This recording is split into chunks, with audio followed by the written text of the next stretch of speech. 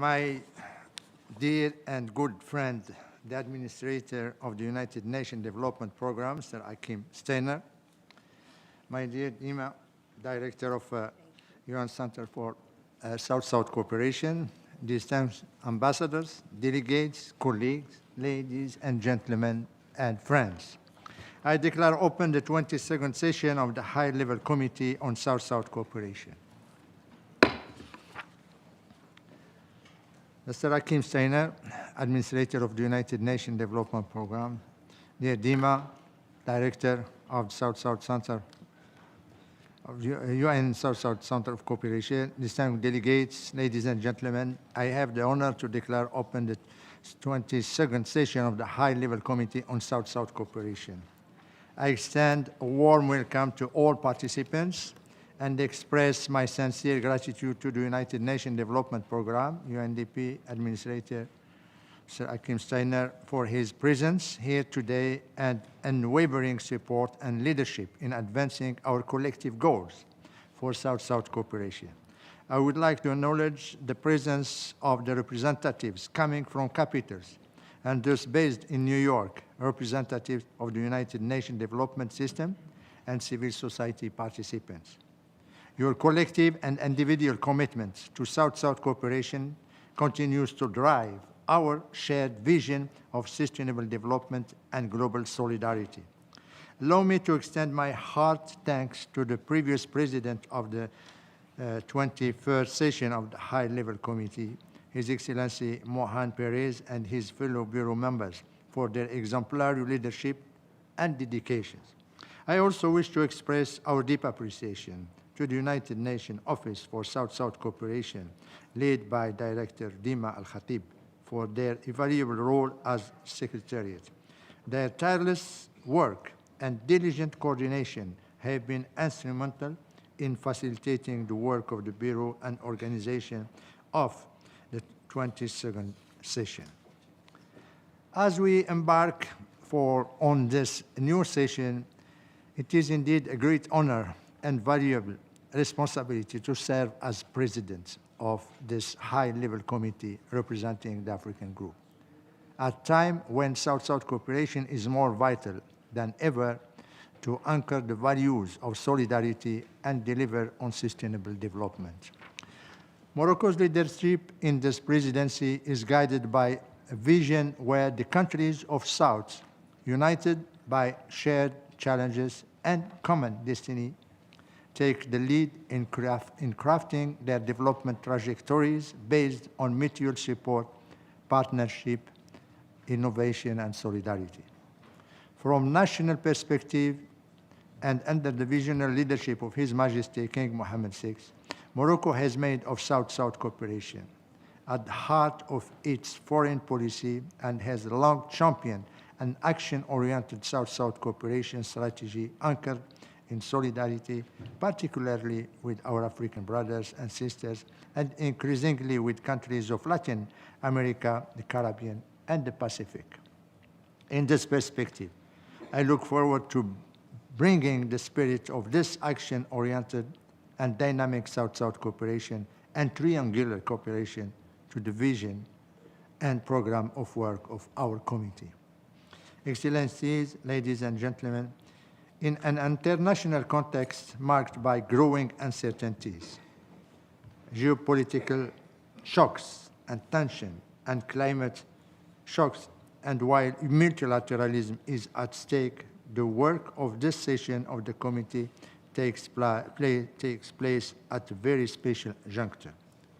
While our world is facing interlinked challenges, from persisting poverty with 2.8 billion people live below the extreme poverty line to 251 million children that are out of school to 3.8 billion people still lacking any form of social protection. When temperature rise is projected to be 2.6 to 3.1 degrees Celsius by the end of the century, and more countries are becoming highly indebted. At this same juncture, global financing for development is registering its lowest levels with severe and troubling contractions. This gloomy reality is threatening international solidarity and undermining the shared ambition for sustainable development and the achievement of the 2030 Agenda. Furthermore, we are witnessing the stagnation or declining of the official development assistance, ODA, and internationally agreed target of allocating 0.7% of gross national income to ODA, first articulated over half a century ago, remains unmet. At the same time, concessional financing is becoming scarcer, and access to affordable, predictable, and sustainable development finance remains out of reach for many low and middle-income countries.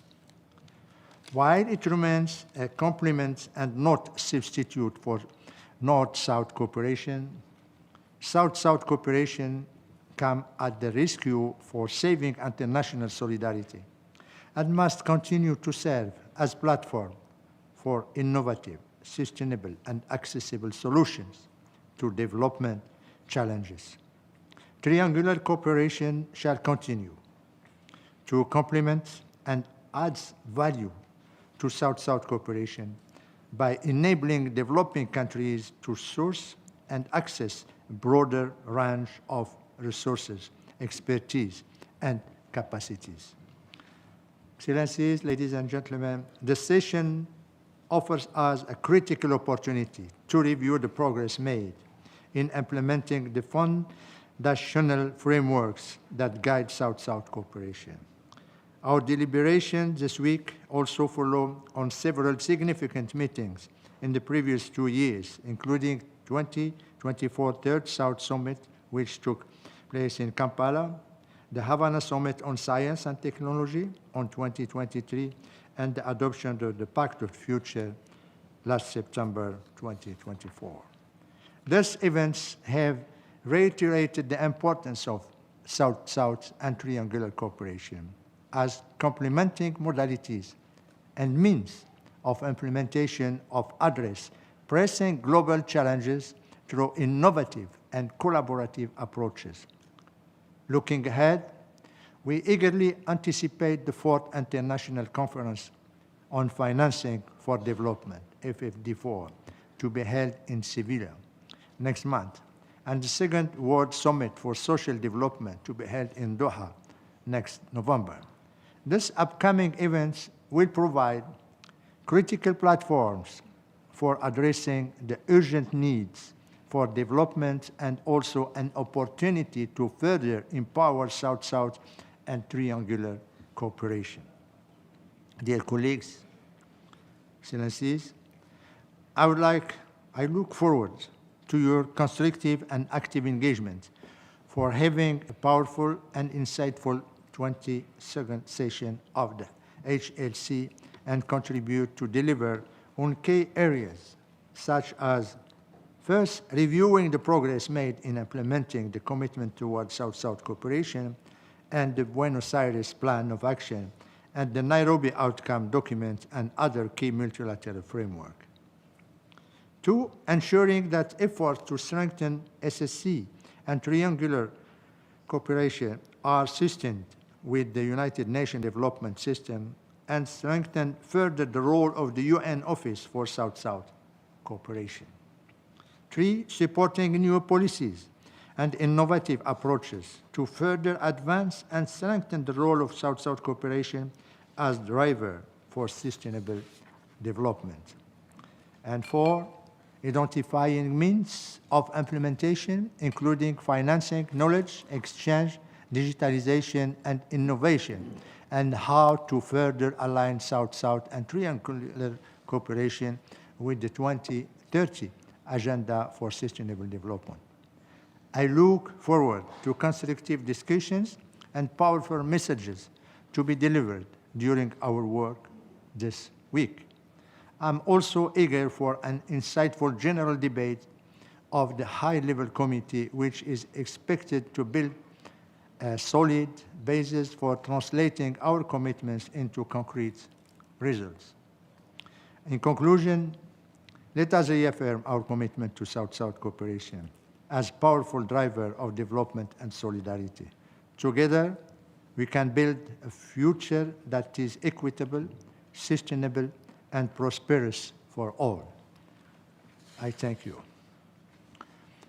It's now my privilege and greatest pleasure to invite the administrator of UNDP and host of the United Nations Office for South-South Cooperation, my dear and good friend Hakim Steiner, to make statement.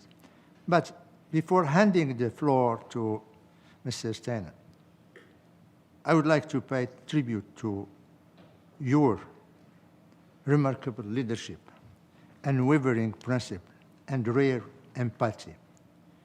Throughout your 2 consecutive terms as UNDP administrator, you were a true friend to the countries of the Global South.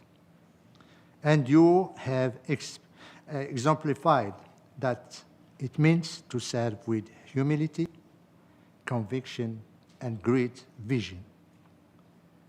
You have worked diligently to ensure that the needs and voices of the most vulnerable remain at the center of our global development agenda. In the past 8 years, you have marked the present and designed the future vision of the UNDP. From UNDP Strategic Plan 2018-21 and 22-25, UNDP 2.0 to impactful COVID-19 response, from crisis prevention and recovery to concrete climate promise, supporting over 120 countries. You have marked deliverable project of biodiversity finance and digital public infrastructure, and anchored an advanced anti-corruption and public service reform. Integrated national financing frameworks were a signature design under your tenure, helping over 86 countries on the ground. Each of these achievements reflect not only your policy, vision, but also your enduring belief in the power of partnership, innovation, and human dignity. You leave behind a stronger UNDP, more agile, and more trusted. This is also marks Mr. Steiner's final participation in the high-level committee in his capacity as administrator of UNDP. On behalf of the committee, I wish to express our deep gratitude for your leadership and steadfast support to the work of the United Nations Office for South-South Cooperation, including through UNDP's continued hosting of the office and the institutional support extended to enable it to deliver on its mandate. Floor is yours, my good friend.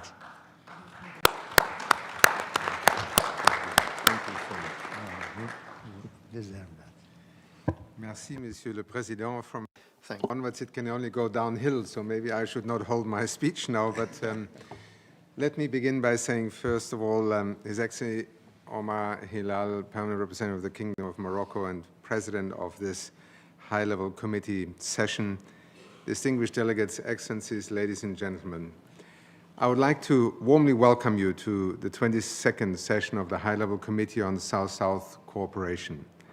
It is a distinct privilege for the United Nations Development Programme and the UN Office for South-South Cooperation to organize these proceedings in support of member states. And let me here also recognize Dima Al-Khatib and her team, who have so valiantly and dynamically led the work on supporting South-South cooperation as an office, but also within the United Nations as a whole and with you as member states.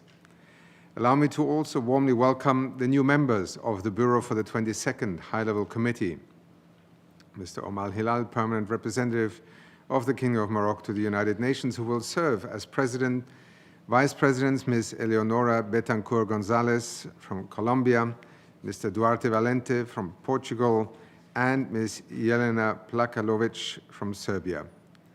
Let me also convey my deep appreciation as well for the commitment and work of the Bureau for the 21st High-Level Committee over the past 2 years. The Vice Presidents representing the Russian Federation, Italy, and Burundi and Barbados as rapporteur under the presidency of His Excellency Mr. Peter Mohan Maitri Piris, Permanent Representative of Sri Lanka. Distinguished delegates, we join, as you have already heard our President outline, here at a moment of unprecedented global tensions, economic instability, and challenges to the tried and tested multilateral system that you together over the past 8 decades have built up, and which now, in terms of these recent developments, threaten to set back hard-won development progress. At present, as the UN often states, just 17% of our Sustainable Development Goal targets are on track. Indeed, the 7% decline in official development assistance in 2024 from the previous year is indicative of the immense challenge to development finance and investment that we now face. Yet, significant shifts are reshaping our world. The Global South today contributes up to 40% of global GDP. This transformation also demands an evolution in the model of development cooperation, of co-investments as we move forward beyond the traditional aid parameters towards more collaborative and integrated approaches. But let me also state here, just to be very clear, as aid is due to go down even further this year by anywhere between 7 to 15%, in UNDP we do not align ourselves with the view that ODA is dying or is dead.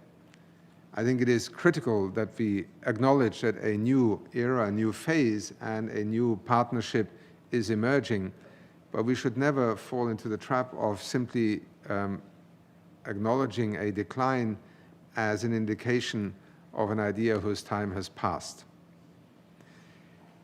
As the Global South transforms, so must the model of development cooperation beyond ODA. And that, I think, is something we all acknowledge in today's world. Asia-Pacific, one of the world's poorest regions, now drives 49% of global GDP and has lifted 1.5 billion people out of poverty. China, Brazil, India, and South Africa, among others, now lead as development partners championing South-South cooperation. Global South cooperation with northern partners is changing and broadening in the framework of triangular cooperation, contributing to development support. And remarkably, South-South trade surpassed North-South trade in 2023, more than doubling over the past 2 decades from a total value of about $2.3 trillion to $5.6 trillion in 2023. This transformation has expanded markets and redefined partnerships. Building on this momentum requires evolving beyond traditional conceptions of aid, but still reaffirming the need for aid and investments in one another's economic progress. That includes better integrating private sector investment, taking into consideration remittances as well, which reached $670 billion to low and middle income countries in the year 2024, and advancing innovative financing like blended funds. And yet also recognizing that on the highways of the international capital markets, the majority of developing countries will still be on the sidelines. And that is something that we must never forget when we turn towards that prospect of, yes, an extraordinarily wealthy international financial system, but so far with a poor track record of finding a way of investing in precisely the countries that need the most. Next, we need development cooperation that is more directly informed by the success of South-South cooperation. In the report I submitted for this session, and I here again want to thank Dima and her team because I did not write it, but I have the honor of submitting it to you, and I warmly welcome this report. I detail many areas where countries and regions have collectively leveraged South-South cooperation, including leveraging the proximity of experience for solutions already proven to work in similar settings. And in fact, Your Excellency, with the Kingdom of Morocco, UNDP is also intensifying its collaboration in building precisely the kind of platforms for South-South cooperation that His Majesty and the Kingdom of Morocco have been advocating and building in recent years. For instance, other examples include countries in the Arab region, the Arab States region, strengthening their South-South collaborative arrangements to respond to humanitarian crises in the region, such as in Gaza, where the Kingdom of Saudi Arabia provided over $5 billion, Kuwait pledged over $2 billion, and Qatar pledged $100 million. In 2023, Portugal and Germany launched triangular cooperation funds, followed by Spain's 2025 triangular cooperation program for Latin America and the Caribbean, signaling a growing global shift to amplify South-South cooperation for sustainable development. Given the Global South evolving needs, aligning UN development system and UN intergovernmental support are now essential and urgent. For example, based on demand, the Global Advocacy Dialogue Series launched by the UN Office on South-South Cooperation and the Islamic Development Bank is exploring the latest development and partnership trends towards building more strategic implementation of South-South and triangular cooperation activities, including with the private sector.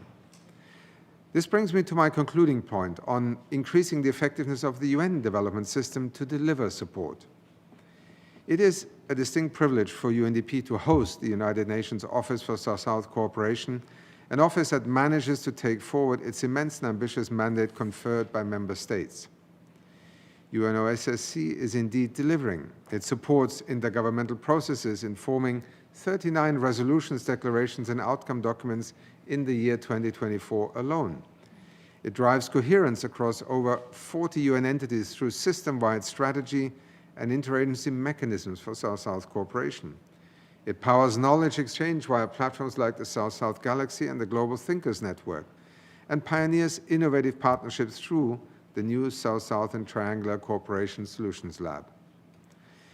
The Office is also broadening the frame of cooperation to enable partners in the North to collaborate on Southern-led development efforts by establishing the Triangular Cooperation Funding Window last year, with seed funding and partnership support from Colombia, Morocco, Portugal, and Spain, and discussions are underway with other partners under a multi-stakeholder approach. The trust funds you entrusted to the UN Office on South-South Cooperation continue to be delivering direct support to the people in the Global South to address very urgent needs, particularly focused on poverty reduction. Take, for instance, the India, Brazil, South Africa Fund, IPSA, results in 2024, managed by the UN Office on South-South Cooperation, which range from boosting climate resilience for 7,000 women farmers in Mali to scaling solar irrigation in 10 countries. Or consider the support of the government of China through the United Nations Fund for South-South Cooperation, which is offering support to complex challenges in areas such as digital and technological cooperation, green transition, agricultural value chain development, disaster risk reduction, e-commerce, and women's and youth economic empowerment across 155 plus countries and territories. In a constrained financial environment, such results show how UN Office of South-South Cooperation delivers an outsized impact, sharing strength, lifting communities, and leading the world towards the SDGs by bringing closer cooperation to the front lines. Mr. President, distinguished delegates, dear colleagues, the 22nd session of the High-Level Committee is an opportunity to consider how South-South cooperation can be a vital tool to steer us through the challenges that lie ahead of our global community. Your guidance and support will be particularly crucial as the Office for South-South Cooperation embarks on a new strategic framework for the years 26 to 29. In a world defined by shared challenges, South-South cooperation is the bridge where shared solutions cross borders, connecting ideas, peer-to-peer learning, experience, and hopes to build a stronger and united future together.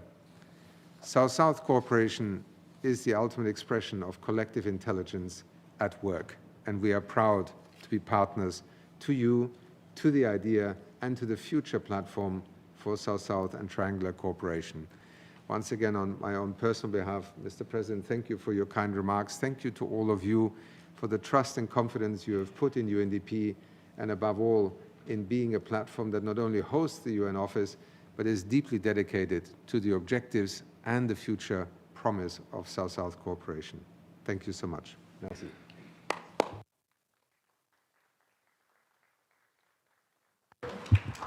I would like to extend our strong and deep thanks to you, Mr. Administrator, for your insightful statement, and we wish you all the best in your next journey.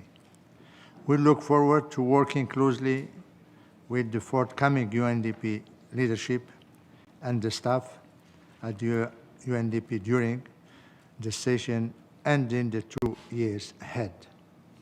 Distinguished delegates, we had to complete the composition of our bureau, and I would like to inform you that the election of the rapporteur, which is still missing, will be deferred to later dates due to ongoing consultations. We will keep you informed during the tenure of the 22nd session of this 22nd session of the forum. Now the committee will begin its general debate on the substantive items of its agenda outlined in document SSC/22/L3, namely, first, item 2, review of progress made in implementing the Buenos Aires Plan of Action for promoting and implementing technical cooperation among developing countries, the new direction strategy for South-South cooperation, the Nairobi outcome document of the high-level United Nations Conference on South-South cooperation, and the outcome document of the second high-level United Nations Conference on South-South cooperation, BAPA plus 40. Item 3, consideration of the report of the Secretary General on the progress made in the implementation of Decision 21/1 of the High-Level Committee. Item 4, consideration of the report of the Administrator of the United Nations Development Programme to the 22nd session of the High-Level Committee. In addition to item 2, this will include updates on the support provided by the United Nations Development Programme and the United Nations Office for South-South Cooperation to inter-regional initiatives and the progress that they made in the promotion and facilitation of South-South and triangular cooperation. The committee has before it documents SSC/22/1 and SSC/22/2, which constitute the relevant documentation for these items of the agenda for the sessions. Excellencies, delegations that have not already done so are kindly reminded to inscribe their names on the list of speakers before 6 p.m. today to enable us to organize our work in an efficient manner. As we agreed at the organizational meetings, statements will be limited to 8 minutes for representatives of groups of member states, 5 minutes for representatives of individual member states, and 3 minutes for other participants. To begin general discussion, I would like to give the floor first to our dear sister and good friend, Ms. Dima Al-Khatib, Director of the United Nations Office for South-South Cooperation, to introduce the reports relating to items 2, 3, and 4 of the agenda. You have the floor, dear Dima. Good morning. Thank you very much, Mr. President, Ambassador Omar Hilali, Excellencies, distinguished delegates, UNDP Administrator, Mr. Akim Steiner, ladies and gentlemen. It is my honor to address the 22nd session of the High-Level Committee on South-South Cooperation, and allow me to begin by extending warm congratulations to the President and the members of the Bureau. Your leadership is critical in guiding our collective efforts in the coming 2 years to further elevate the role of South-South cooperation in an increasingly complex global development landscape. It is my pleasure to present for the committee's consideration 2 key reports: the report of the Administrator of the United Nations Development Programme, SSC/22/1, and the report of the UN Secretary General, SSC/22/2. Both provide an illustrative picture of the efforts taken in 2023 and 2024 to enhance progress in achieving the Sustainable Development Goals through South-South and Triangle cooperation. The first report, SSC/22/1 for consideration under Agenda Item 2 and 4, is entitled Review of Progress Made in Implementing the Buenos Aires Plan of Action for Promoting and Implementing Technical Cooperation Among Developing Countries, the New Direction Strategy for South-South Cooperation, the Nairobi Outcome Document of the High-Level United Nations Conference on South-South Cooperation, and the Buenos Aires Outcome Document of the Second High-Level United Nations Conference on South-South Cooperation.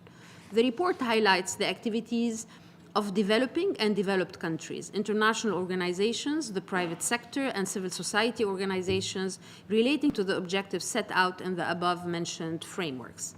The UNDP administrator observes in his report that during the reporting period, even though developing countries continue to grapple with overlapping global challenges, the continuing impacts of COVID-19 pandemic, the constrained fiscal space, the rising debt burdens, the accelerating climate emergency, and the widening technological and digital divides, South-South cooperation continued to evolve as an important modality complementing North-South cooperation for development. Due to time limitation, allow me to present to you a synopsis of the report's content. Mr. President, Excellencies, among the key trends highlighted in the report, developing countries and their partners continue to foster solidarity, knowledge exchange, and innovative partnerships to address global development challenges. These were attributed to strengthened institutional frameworks, deeper regional integration, enhanced climate resilience, and expanded triangular partnerships, technical cooperation, technology transfer, and the scaling up of capacity-building initiatives. First, developing countries demonstrated strengthened leadership in shaping global development discourse. At the third South Summit of the group of G77 and China, member states reaffirmed the central role of South-South cooperation in advancing trade, climate action, and digital transformation. The BRICS Summit and the G20 presidencies of India and Brazil further elevated the voice of the Global South in global economic governance.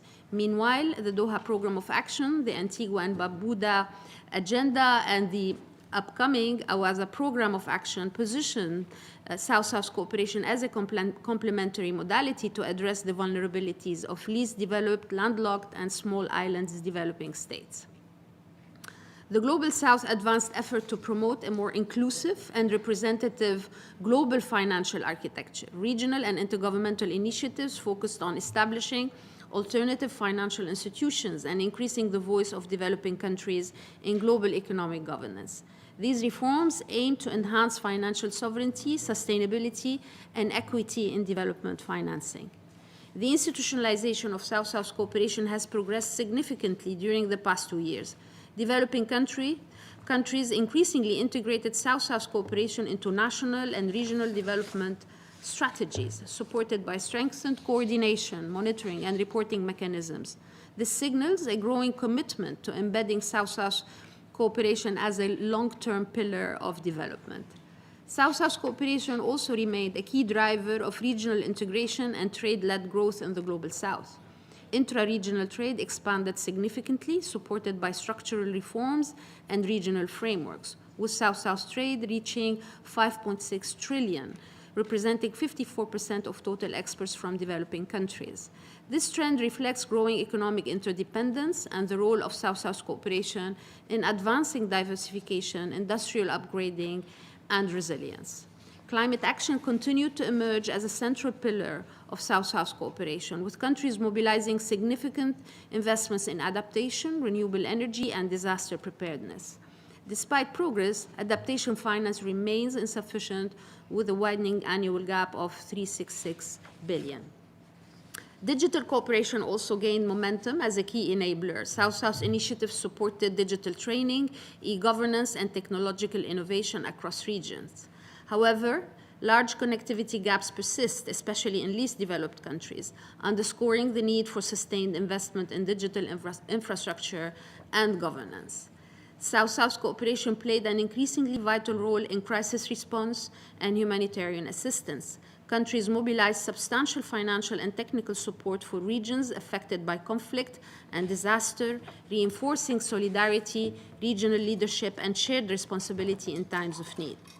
Triangular cooperation also continued to expand as a complementary modality to South-South cooperation, enabling the mobilization of financial resources, technical expertise, and inclusive partnerships.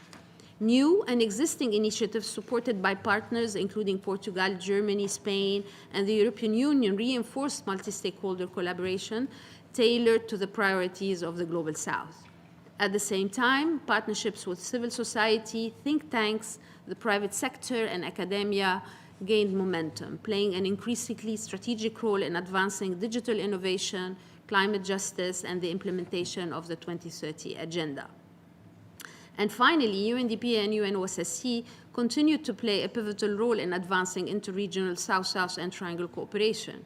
In 2023, UNDP supported over 165 interregional initiatives, promoting knowledge exchange and technology transfer across the Global South.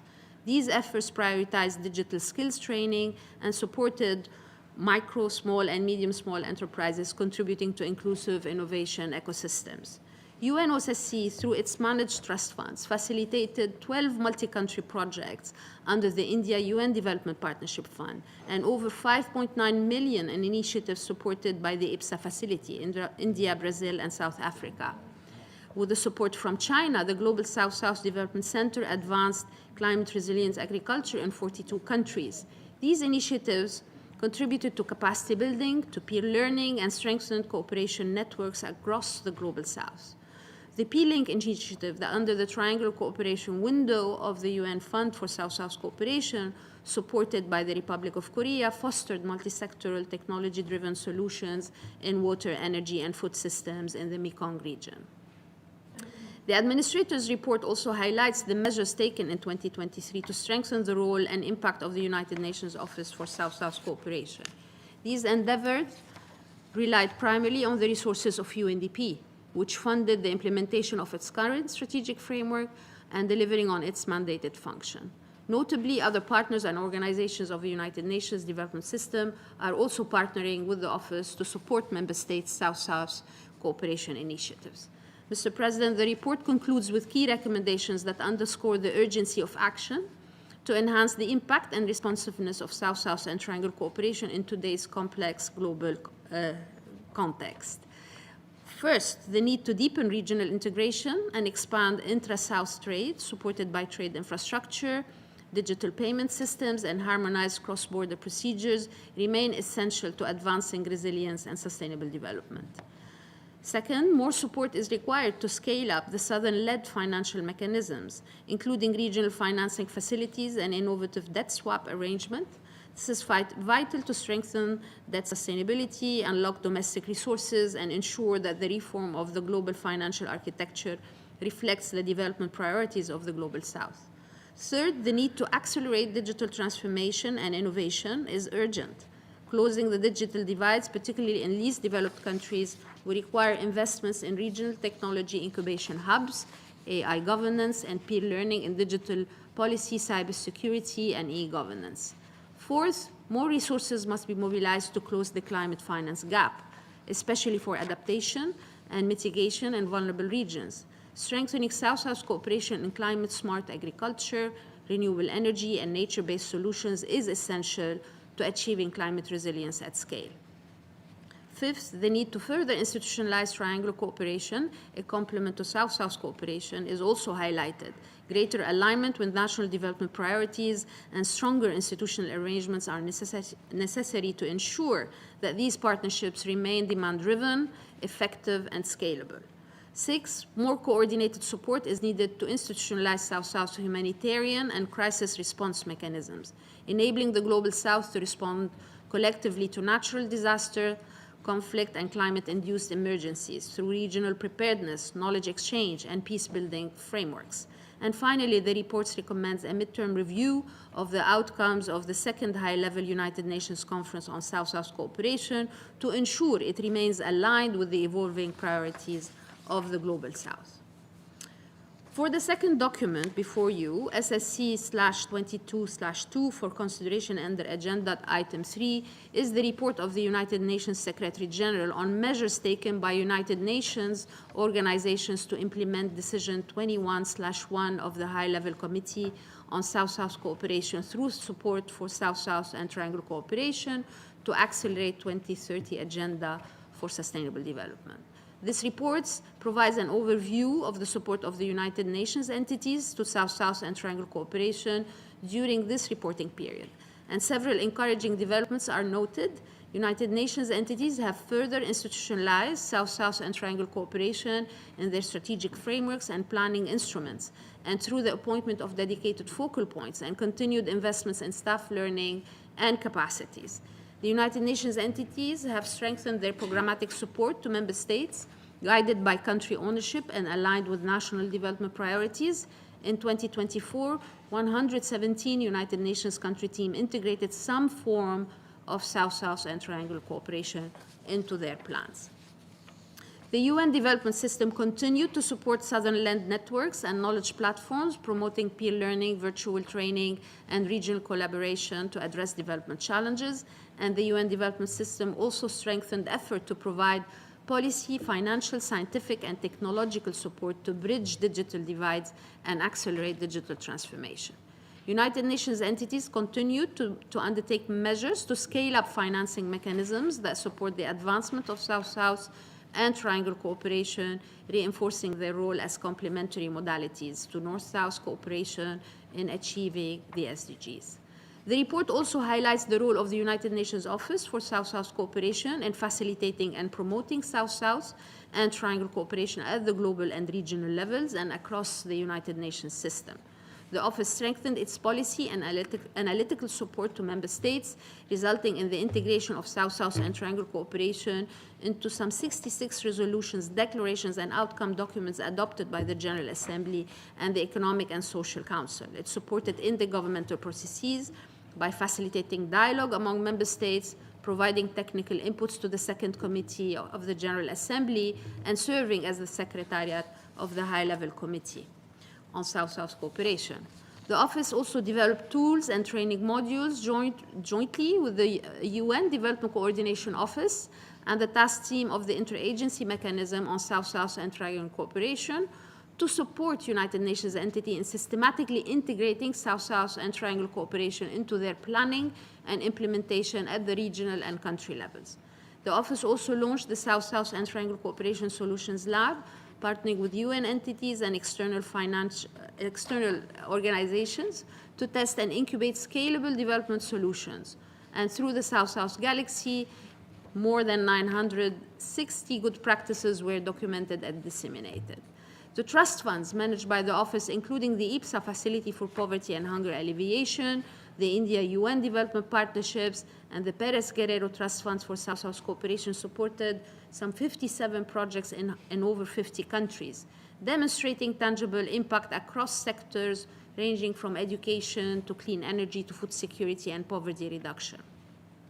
As also mentioned by the Administrator, the Office established the Triangle Cooperation Window to mobilize resources, knowledge, and expertise from a wide range of stakeholders with the aim of accelerating progress towards the SDGs through partnerships. Initially, now we have partners such as Colombia, Morocco, Portugal, and Spain, and additional new programs were added to the portfolios of the United Nations Fund for South-South Cooperation with further contributions from the Russian Federation. Finally, the Office advanced South-South cooperation by convening high-level policy dialogue that facilitated knowledge exchange on key global challenges. And these forums underscored the importance of broadening partnerships and leveraging South-South and Triangle cooperation to address structural barriers and accelerate sustainable development. Mr. President, let me turn to the recommendations contained in the report of the Secretary General. First, the United Nations should continue to scale up financing for South-South and Triangle cooperation by supporting access to dedicated and innovative instruments, including impact investment, blended finance, and debt swaps, particularly for LDCs, LLDCs, and SIDS. The United Nations continue to strengthen multi-stakeholder engagement, promoting participation from the private sector, civil society, and regional networks to foster inclusive partnerships. The United Nations need to support the measurement of South-South cooperation, including the piloting of the UNCTAD-led framework, and build national statistical capacities for data collection and reporting.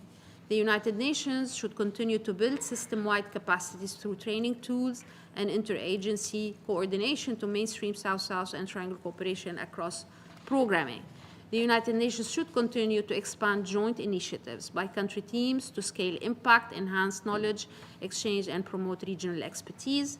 The United Nations needs to intensify support in key areas such as climate action, digital transformation, science, technology, and innovation and AI to advance inclusive and sustainable development. And the United Nations should continue to develop and implement the forthcoming system-wide strategy on South-South and triangle cooperation, ensuring coordinated actions and resource mobilization across all entities.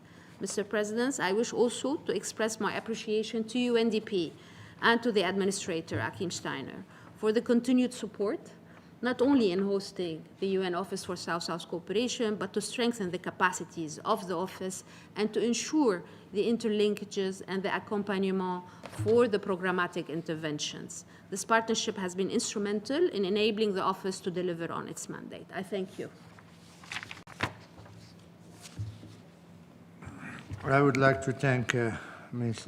Dima Al-Khatib for her informative statement and wish her success in spearheading the mandate of the office in promoting and facilitating South-South and triangular cooperation for development on a global and United Nations system-wide basis.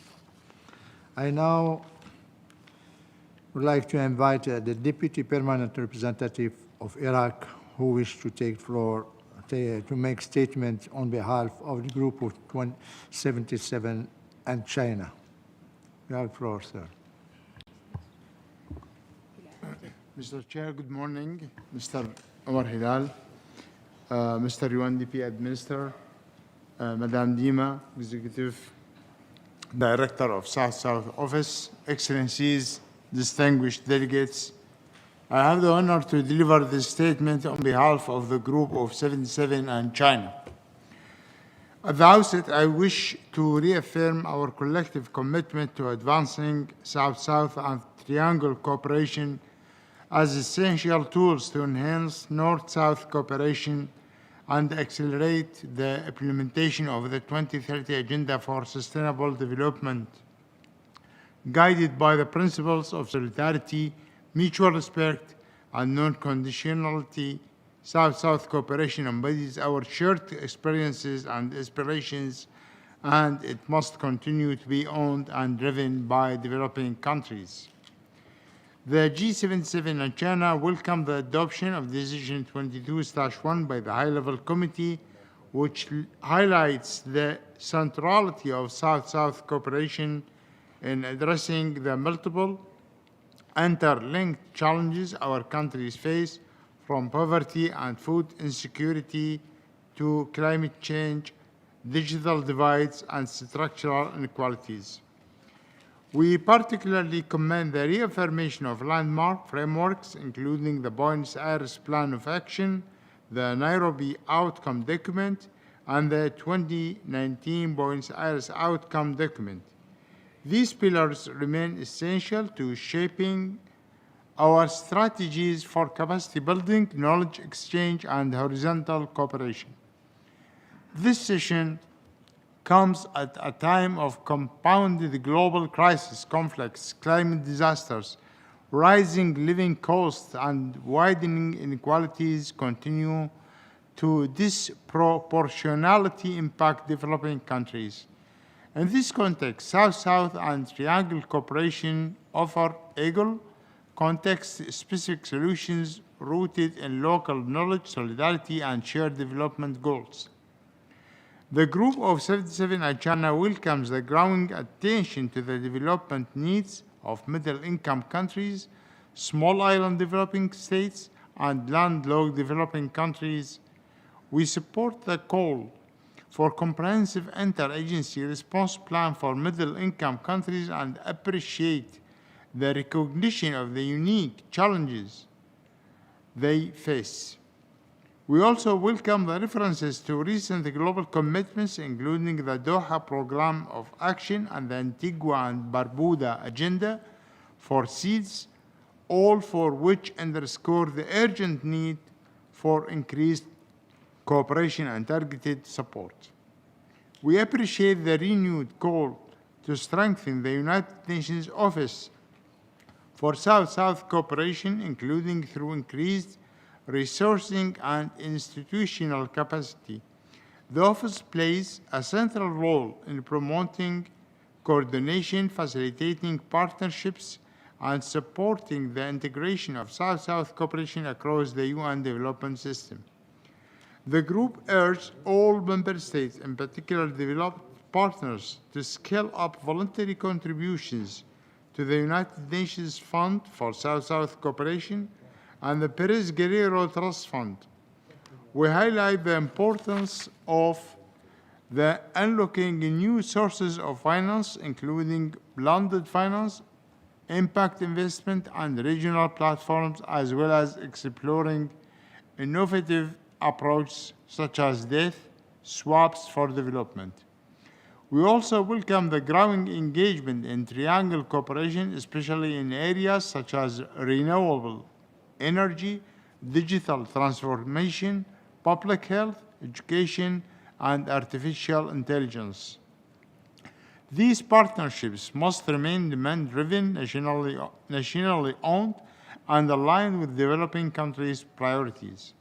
Furthermore, we support the development of robust monitoring and evaluation tools, such as the framework being elaborated by UNCTAD to measure South-South cooperation. This will be essential in capturing impact and enhancing the effectiveness and visibility of our initiatives. Finally, the group reiterates its call to refrain from the application of unilateral economic, financial, or trade measures inconsistent with the international law and the UN Charter, which continue to hinder the sustainable development of many of our countries. Mr. Chair, as we move forward, the group of G77 and China reiterates its unwavering commitment to strengthening South-South and Triangle cooperation as cornerstones of multilateralism and enablers of transformation for the global South. Thank you. I would like to thank the representative of Iraq for his important statement on behalf of G77 and China. And before giving the floor to the next speakers on my list, I wish to remind delegations of the need to make our debate interactive and lively. To that end, the Director of the United Nations Office for South-South Cooperation may ask for the floor to respond as appropriate to the observations and suggestions made by delegations during the debate. Therefore, I will invite comments from the floor, either on the Director's response or on the issues raised by various delegations. Now I have the pleasure to give the floor to Permanent Representative of Nepal on behalf of the group of LDCs.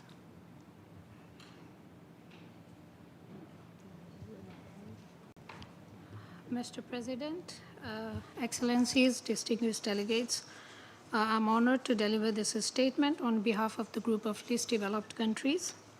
At the outset, let me extend our sincere appreciation to the Secretary General and the Administrator of UNDP for their comprehensive and substantive reports to this session. They provide valuable insights into the progress and persistent gaps in the implementation of our commitment to South-South cooperation. Excellencies, we meet at a time of global turbulence. Multiple and interconnected global crises and external shocks have reversed the decades of development gains. LDCs have been bearing a disproportionate share of these global crises and challenges due to their extant vulnerabilities. These vulnerabilities and challenges are further deepening over the years. As highlighted in the Secretary General's latest report on the implementation of TPOA, economic growth in LDCs remains below the SDG target. LDCs have still been grappling with the eradicating extreme poverty and hunger, while the rest of the world have made good progress in their development. Food insecurity is affecting over half of the population in many LDCs.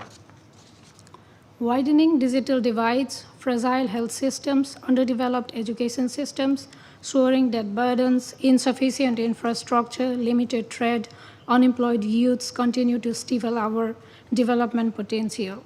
In such challenging circumstances, the theme of this session, Accelerating the 2030 Agenda for Sustainable Development, South-South Cooperation as a Driver for Transformation, could not be more timely and pertinent.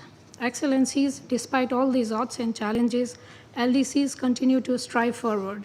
Tangible progress has been made in expanding social protection system, improving school enrollment rates, and increasing women's representation in governance. Today, 14 LDCs are at various stages of graduation process. For the first time, an equal number of African and Asian LDCs are on this path of graduation, marking a historic milestone for African LDCs in particular. Excellencies, we are happy that South-South and triangular cooperation continue to evolve as an important modality for complementing North-South cooperation. For LDCs, this cooperation has remained instrumental in addressing unique development challenges, achieving SDGs, and ensuring a smooth, sustained, and irreversible graduation.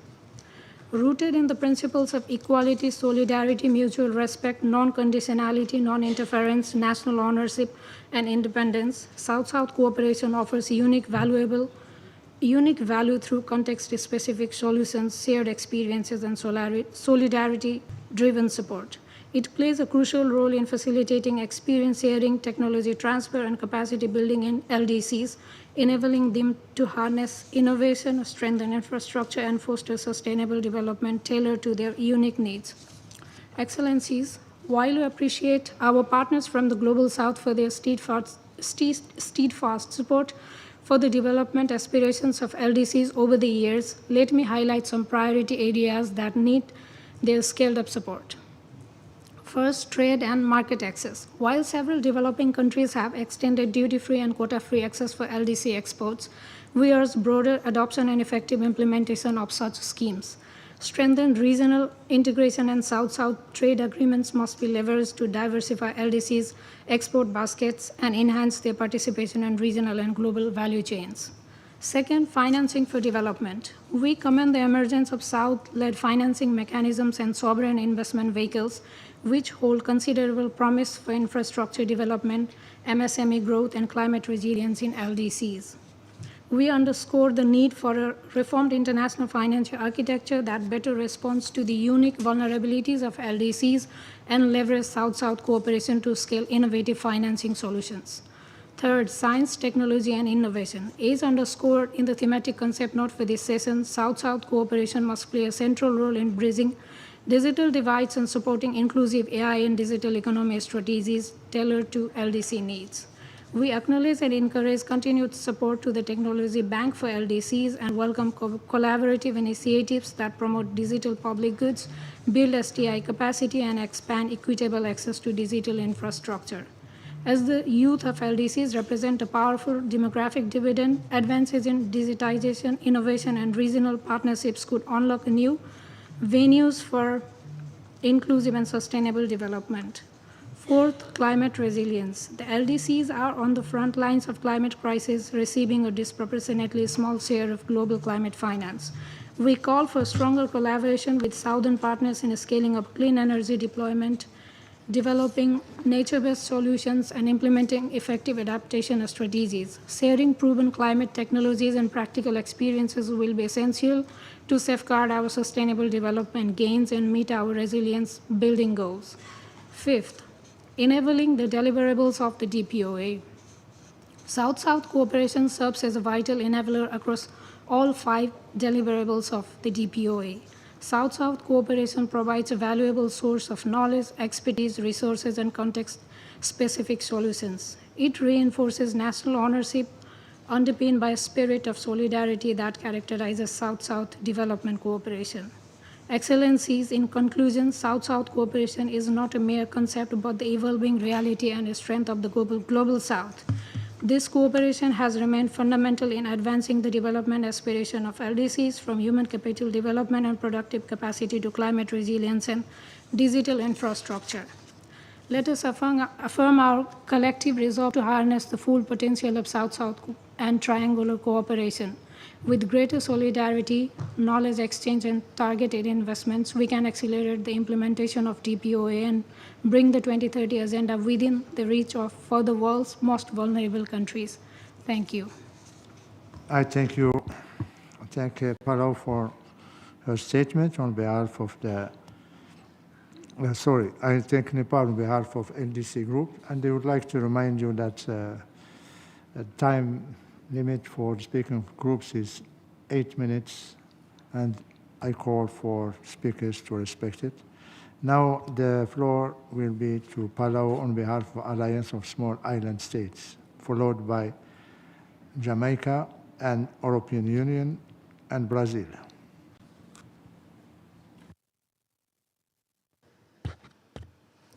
Mr. President, I have the honor to deliver the statement on behalf of the Alliance of Small Island States, AOSIS.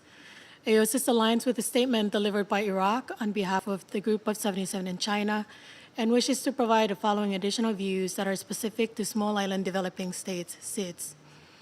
At the outset, allow me to express our congratulations to you, Mr. President, as well as to the other members of the Bureau for your successful election to lead the 22nd session of the High-Level Committee on South-South Cooperation. AOSIS looks forward to working closely with you and the members of the Bureau throughout this session. Mr. President, small island developing states have long faced persistent and systemic challenges rooted in our geographic remoteness, small size, limited resource base, and inherent vulnerabilities to external shocks. The recognition of the special circumstances of SIDS is well established. It is therefore no longer a question of the international community's preparedness, but rather its willingness to support SIDS. Over the years, the international community has shown increasing support for SIDS, and we acknowledge the contributions of our partners, including those from the Global South. The Antigua and Barbuda Agenda for SIDS recognize South-South cooperation as vital to building new, innovative, and bold approaches to partnerships. It offers an opportunity for mutual learning, knowledge exchange, and resource mobilization in areas of critical importance to SIDS. Therefore, Mr. President, as we explore ways to accelerate implementation of the 2030 Agenda and the ABAS, South-South cooperation holds tremendous potential, especially in the area of science, technology, and innovation. Through the ABAS, SIDS aim to chart a course to resilient prosperity by harnessing technological and digital solutions to circumvent our accessibility and scale constraints, improve public sector and service delivery, and build capacities in education, commerce, disaster risk reduction, and climate adaptation. However, this potential can only be harnessed through accessibility and inclusivity. Many SIDS continue to experience institutional and technical capacity constraints, while the pace of technological change threatens to leave many of us behind. This is where South-South cooperation can make a critical difference. Many developing countries have advanced rapidly in digitalization, renewable energy, sustainable agriculture, and climate-resilient infrastructure. Therefore, to take full advantage of the opportunities provided through South-South cooperation, it is important to drive initiatives that will boost scientific cooperation, innovation, capacity building, and investments. For example, India's expertise in solar energy has been shared with many SIDS, helping SIDS to not only develop their own national renewable energy strategy, but also access support in scaling up the share of renewables in the energy mix. At the same time, SIDS are also ready to share our expertise and experience with the Global South, including ocean-based economies, sustainable tourism, and health. Notably, Cuba has been instrumental in building healthcare capacity across the globe, with many medical professionals receiving training in Havana, enhancing long-term resilience in health systems.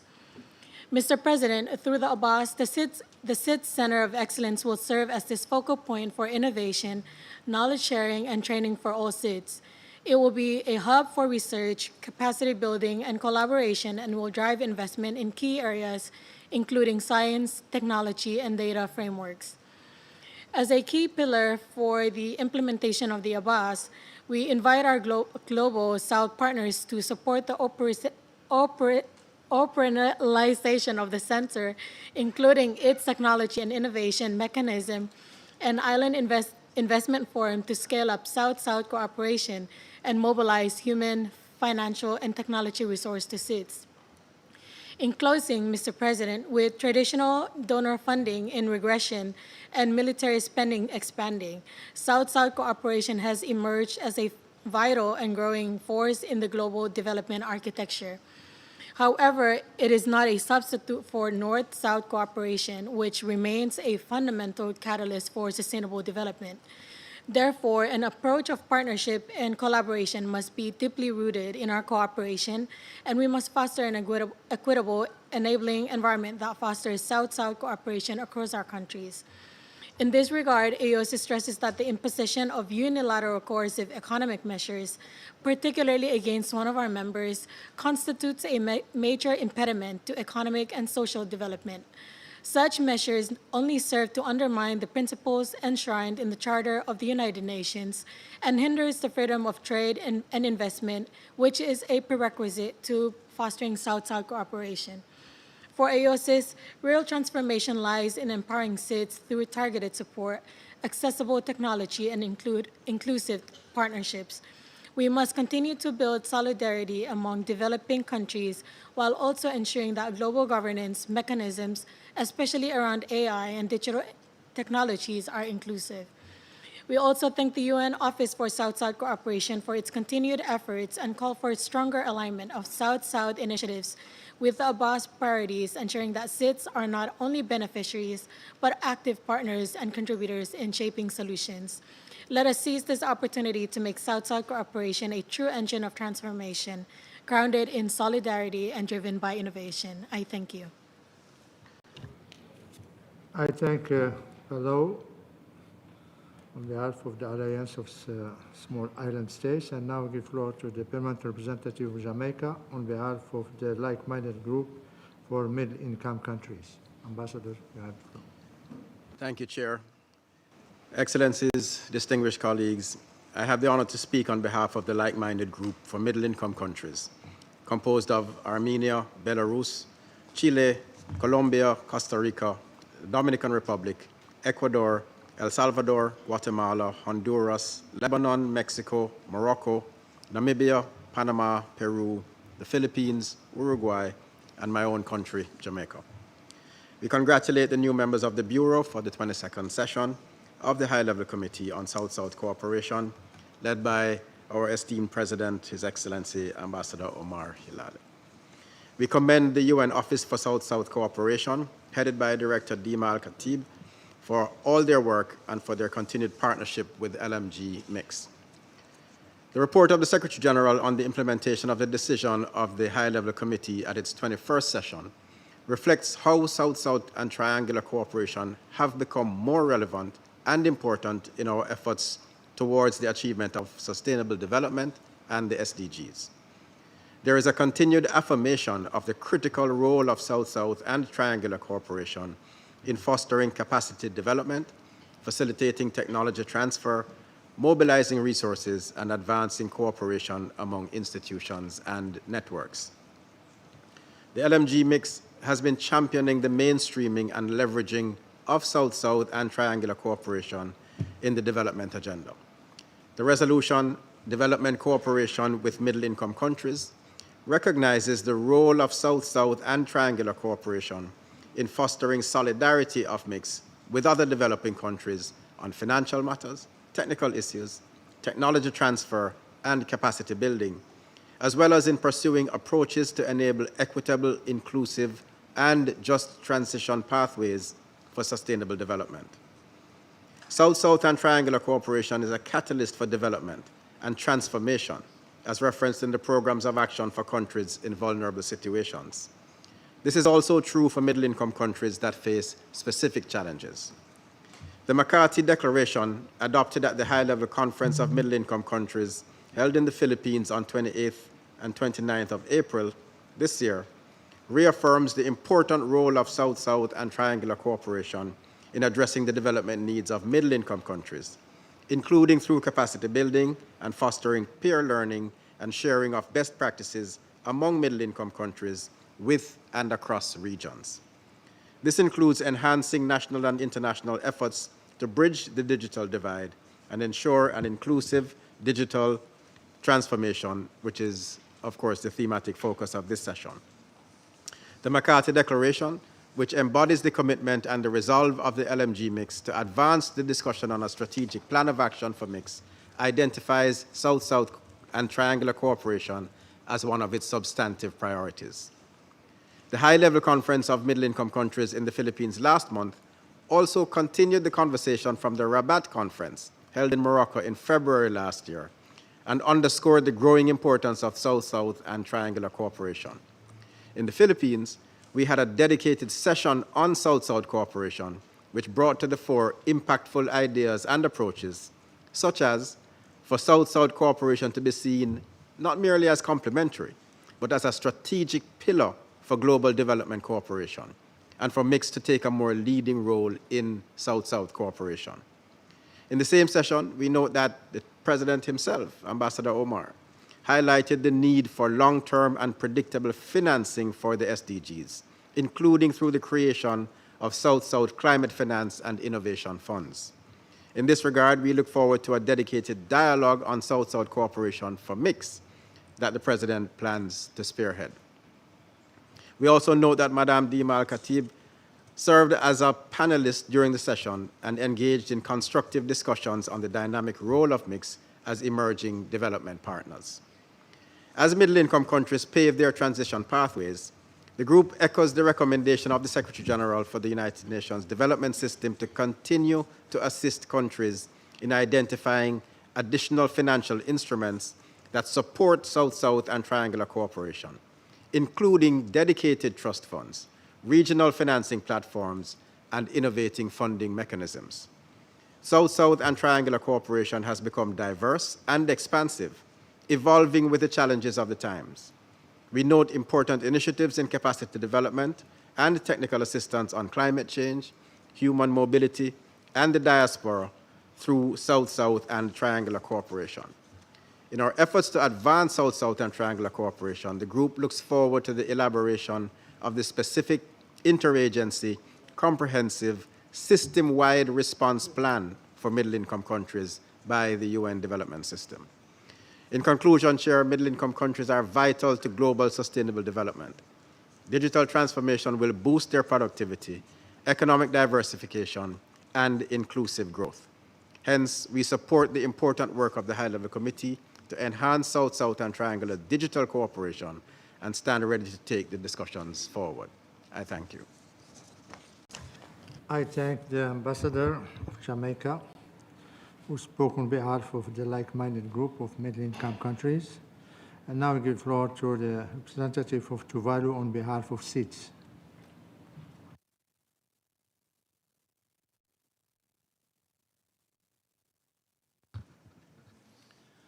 Mr. President, I have the distinct honor to deliver this statement on behalf of the Pacific Small Island Developing States. We align ourselves with the statement by the Alliance of Small Island States.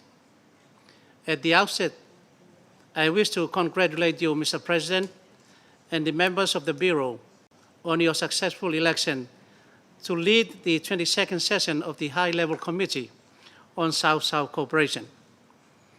We also thank the UN Office for South-South Cooperation for its continued support to small island developing states. The convening of this session comes at a critical time. The global development landscape is shifting, and for SEEDS, the stakes remain high. South-South cooperation continues to offer opportunities to strengthen partnerships, build capacity, and support practical solutions that reflect the realities we live with. The 2030 Agenda remains our shared blueprint for sustainable development. With progress lacking across key targets, it is clear that more must be done to close gaps, remove barriers, and accelerate delivery. For the Pacific, South-South cooperation remains a significant partnership to advance implementation in ways that are locally led, appropriately scaled, and rooted in practical exchange. While we recognize the unique value of South-South cooperation, it should not be viewed as a substitute for North-South cooperation or broader international commitments. Both remain essential and must complement each other in advancing the 2030 agenda and addressing structural challenges faced by small island developing states. The Antigua and Barbuda Agenda for SIDS charts a strategic path for sustainable development for the next decade. The test will be how cooperation helps countries deliver on their own priorities.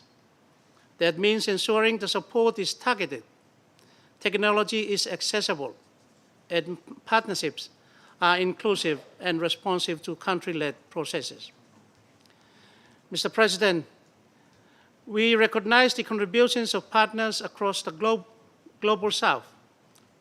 Many have shared knowledge, offered training, and collaborated in ways that have helped bridge gaps and extended support where it has been most needed.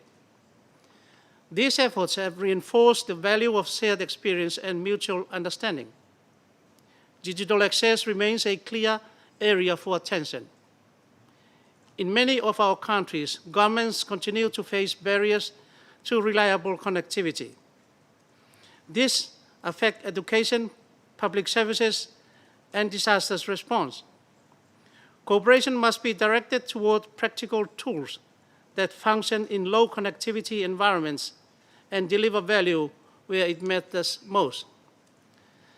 At the regional level, Pacific SIDS continue to advance practical responses. The Pacific Resilience Facility, for example, is designed to support community-level preparedness and complements existing international mechanisms, such as the SSC, by focusing on early investment and direct access. We also continue to engage actively with the other SIDS and developing countries through peer learning and technical exchange. These are mutual relationships. We learn from others and share what we have developed in areas such as ocean governance, regional coordination, and climate adaptation. Mr. President, the Pacific Small Island Developing States remain committed to partnerships that are respectful, practical, and designed to support national leadership. As this committee considers the way forward, we encourage a focus on target support, accessible technology, and inclusive cooperation that takes SIDS reality seriously. We thank our partners and colleagues for their continued engagement and look forward to working together. I thank you. I thank Tuvalu for his speech on behalf of the SIDS, and now I give floor to the AU delegation on behalf of the AU and other member states.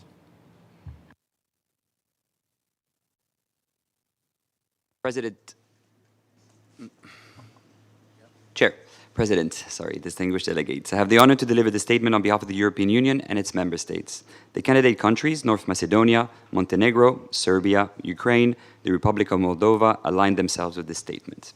We would like to begin by congratulating His Excellency Omar Hilal on his election as President of the 22nd session of the High-Level Committee on South-South Cooperation, and also to thank the UNDP Administrator Steiner for his leadership and statement.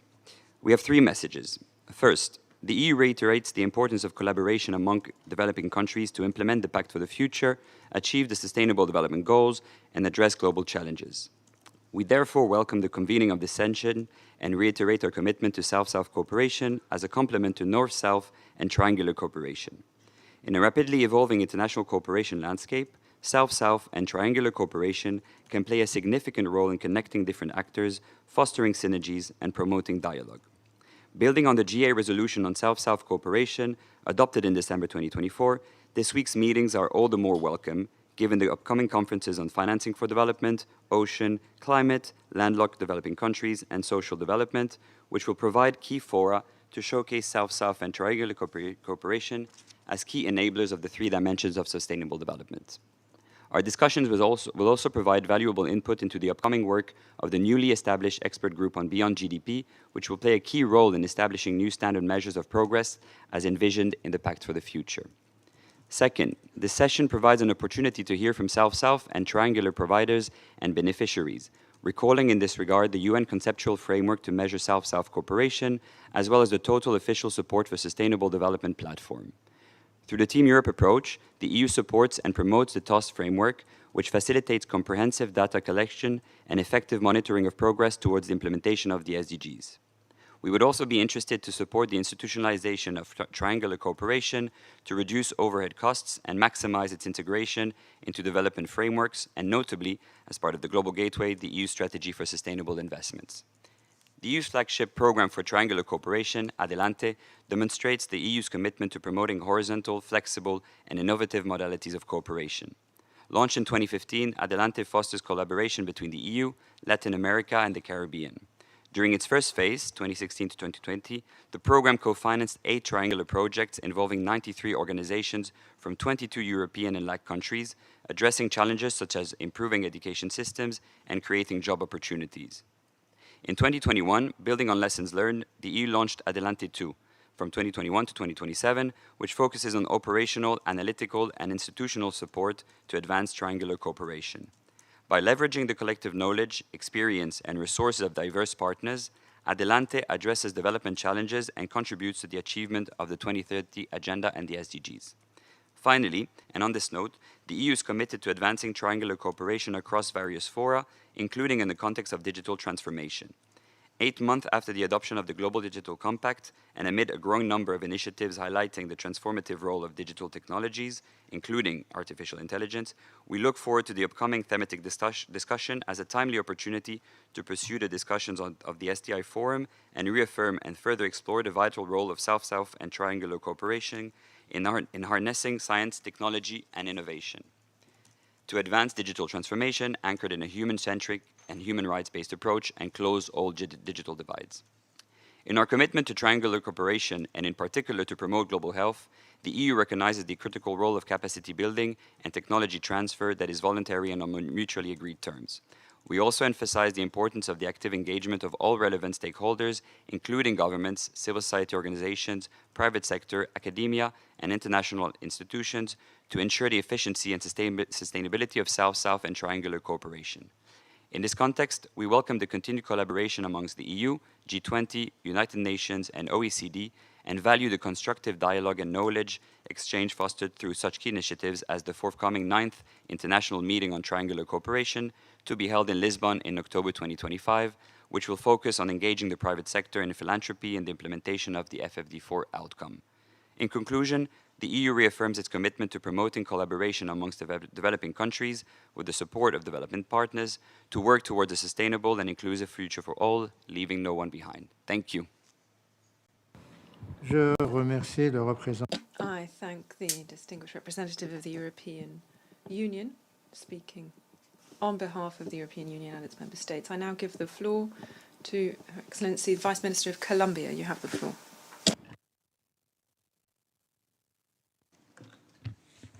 Mr. President, thank you very much. It's an honor to be here. Now I'm going to change to Spanish. En nombre del... On behalf of the government of Colombia, I am honored to extend a brotherly greeting to you, President, and to congratulate you and all of the delegations gathered here in the conviction that this space strengthens our collective commitment to a much more just and much more representative multilateralism. I also want to say that we are very aligned with the statements delivered by Iraq on behalf of the G77 and China and the middle-income group that we have just heard from. President, the Global South is going through a challenging time, as we have mentioned. Economic growth is uneven, foreign investment is shrinking, indebtedness is increasing, and the climate crisis impacts our vulnerable communities most strongly. However, solutions are also emerging from our very own regions. Innovation, knowledge rooted in our lands, and transformative forms of cooperation. South-South and triangular cooperation accompanied by inclusive financing that mobilizes all actors in the ecosystem, state, civil society, academia, private sector, and youth, can revitalize multilateralism and recover its profoundly human meaning, that of cooperating in order to move forward as a global community. President, against this backdrop, we cannot ignore the tensions and challenges that persist around the need for a more innovative and just development financing architecture, as indicated in the report. In 2024, official development assistance fell by 7.1% compared to the previous year. Key mechanisms for redefining the relationship between North and South, such as Adelante 2, which was mentioned by the EU delegate, has charted a major course for triangular cooperation in Latin America and the Caribbean, and this seems to be nearing the end of its cycle, at least as far as we know it. The Ibero-American program for strengthening South-South cooperation is today facing budgetary constraints affecting its sustainability, and the disconnect between sectors demonstrates the urgency of having more stable and adaptable schemes that are aligned with the priorities of the global South if we truly want more complementary, efficient, and effective cooperation. More voices from the South agree that international cooperation should not remain just a vertical exercises. In the same vein, Colombia proposes moving towards feminist cooperation that recognizes and values the collective leadership of women, that places sustaining life at the core and promotes a more fair and more resilient multilateralism. It is up to us to move from diagnosis to action. As Maria Fernanda Espinosa said, cooperation is not about passing on what is left over, but rather building what is lacking. This is why we celebrate the good practices emerging from our regions that are revitalizing international cooperation with proposals rooted in territorial realities and guided by social justice, equity, and sustainability. The Secretary-General's report rightly highlights that we must strengthen governance, strategic alliances, and interregional engagement in South-South cooperation. Colombia is making progress in this direction. We are intensifying our dialogue with Africa and Asia and developing projects together with the FAO, the IOM, and the UNOSSC. We have initiatives in agriculture, migration, and peace building, and this is proof of the transformative power of this peer-to-peer cooperation. We have also updated our South-South cooperation offering portfolio with more than 30 good practices that address development challenges and that are available to be shared, adapted, and scaled up with support that we hope to drive forward, and also from the multilateral system. In line with the reports of the Secretary-General and the UNDP, Colombia promotes the development of methodologies to measure and assess this cooperation. Together with ACLAC, we're working on generating common tools to facilitate monitoring of SDG 17.3, making contribution to transparency, accountability, and international recognition of the contributions of the South. We also recognize the need to diversify the actors of the cooperation ecosystem, including academia, the private sector, and civil society and think tanks, is key to enriching our collective capacity for response. In this regard, we also welcome emerging approaches such as circular cooperation proposed by the Global Cooperation Institute in Bogota. This complements existing modalities based on the principles of joint responsibility, mutual benefit, and joint decisions. At a time when the world is interconnected, the interconnected world is cut through with disruptive technologies, we urgently need cooperation that integrates AI, open data, and knowledge of the South to design agile and contextualized responses. I will conclude with the words of Virginia Burden. Cooperation is the full conviction that the goal is only achieved when we all make it. May this week be a turning point towards that common goal, promoting sustainable development with justice and dignity for all peoples of the Global South. I thank you. I thank Her Excellency, the Vice Minister of Colombia. And now I give the floor to Permanent Representative of Brazil, who will be followed by Egypt, Cuba, Zimbabwe, and Kazakhstan.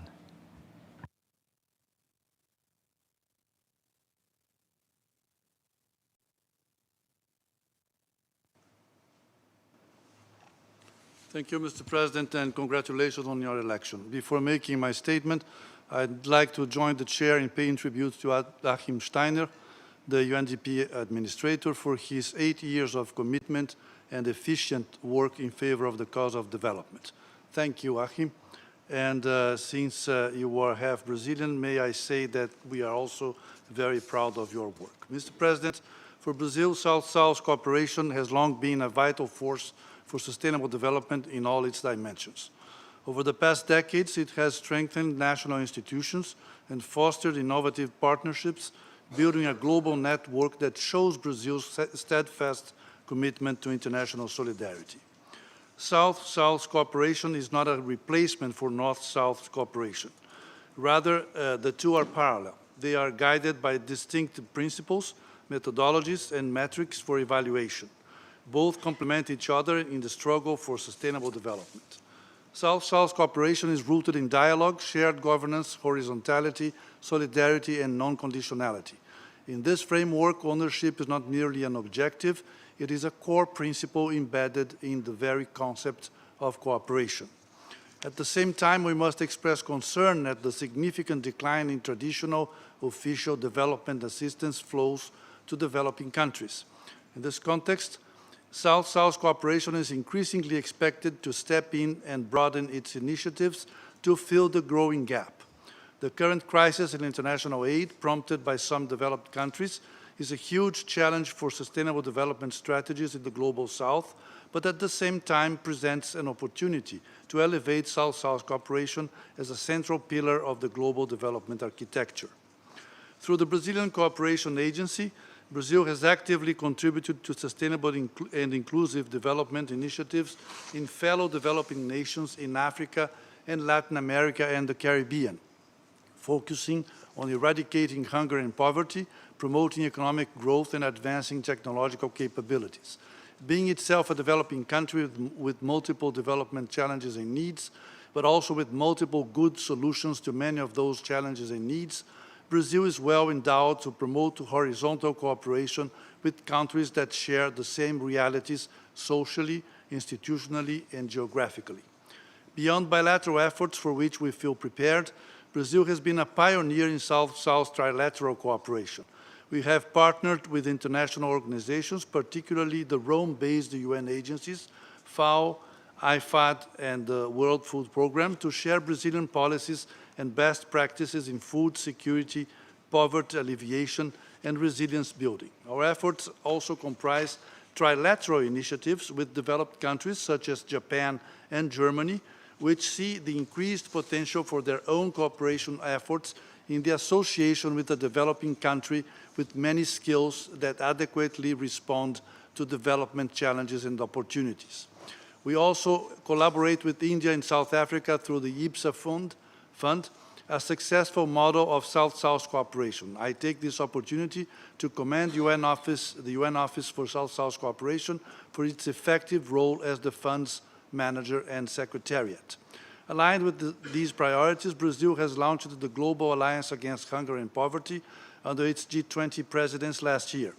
This initiative, now shared by more than 180 partners, including more than 100 countries, several IFIs, multilateral and regional development institutions, and many others, seeks to disseminate innovative solutions from the Global South, working closely with institutional and financial partners. We invite all countries and other stakeholders in this area to join the initiative if they have not yet done so. This session of the high-level committee should prompt a critical reflection of the role of the UN system and of the UN Office for South-South Cooperation in particular in addressing persistent challenges to the advancement of South-South cooperation. It is essential for international organizations, especially regional and sub-regional bodies, to adapt their administrative and operational structures to better support the expansion of South-South cooperation. Greater agility and effectiveness are key. These institutions can also play a crucial role in offering technical assistance to countries aiming to strengthen their capacity to manage cooperation, including with partners from the Global South.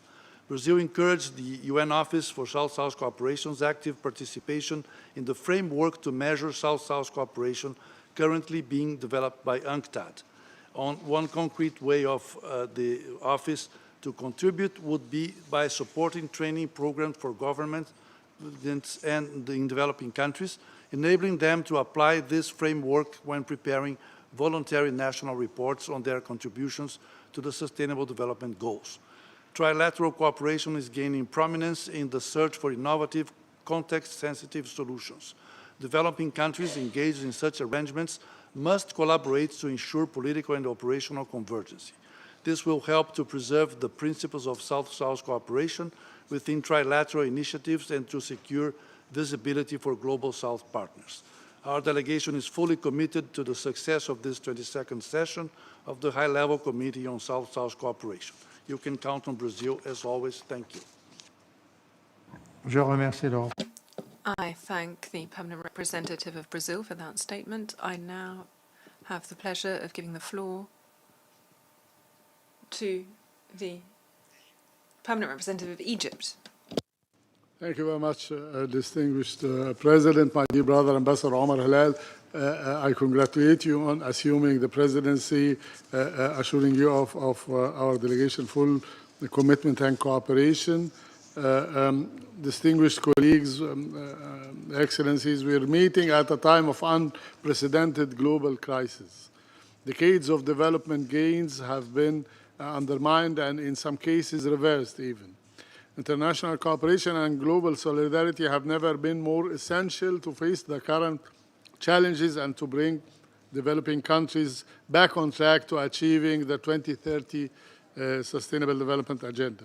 Egypt continues to highlight the importance of accelerating and invigorating cooperation among countries of the South to collectively tackle common challenges. South-South and Triangle cooperation play a pivotal role in turning challenges into opportunities for the benefit of developing countries through diversifying international partnerships. We recognize that developing countries share common views on national development strategies and priorities, and the similarity in experiences is a key catalyst which highlights the principles of South-South cooperation. Promoting cooperation among developing countries has the potential to yield positive results in a large number of vital areas for developing countries, including, but not limited to, food security and nutrition, climate action, digital cooperation, trade, disease control, and prevention.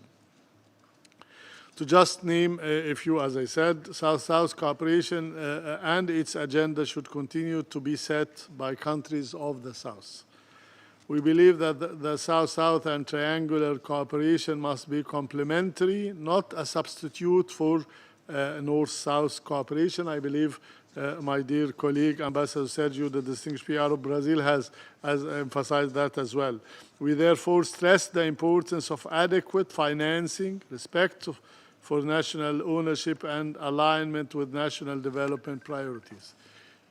Egypt continues to act through the relevant Egyptian entities to engage in and support South-South and triangular cooperation, including through specific agencies. The first is the Egyptian Agency of Partnership for Development, and the second is the Cairo International Center for Conflict Resolution, Peacekeeping, and Peace Building. And as Brazil as well, we have had some wonderful pioneering experiences working with JICA in Japan on the trilateral cooperation in both the agency and the center.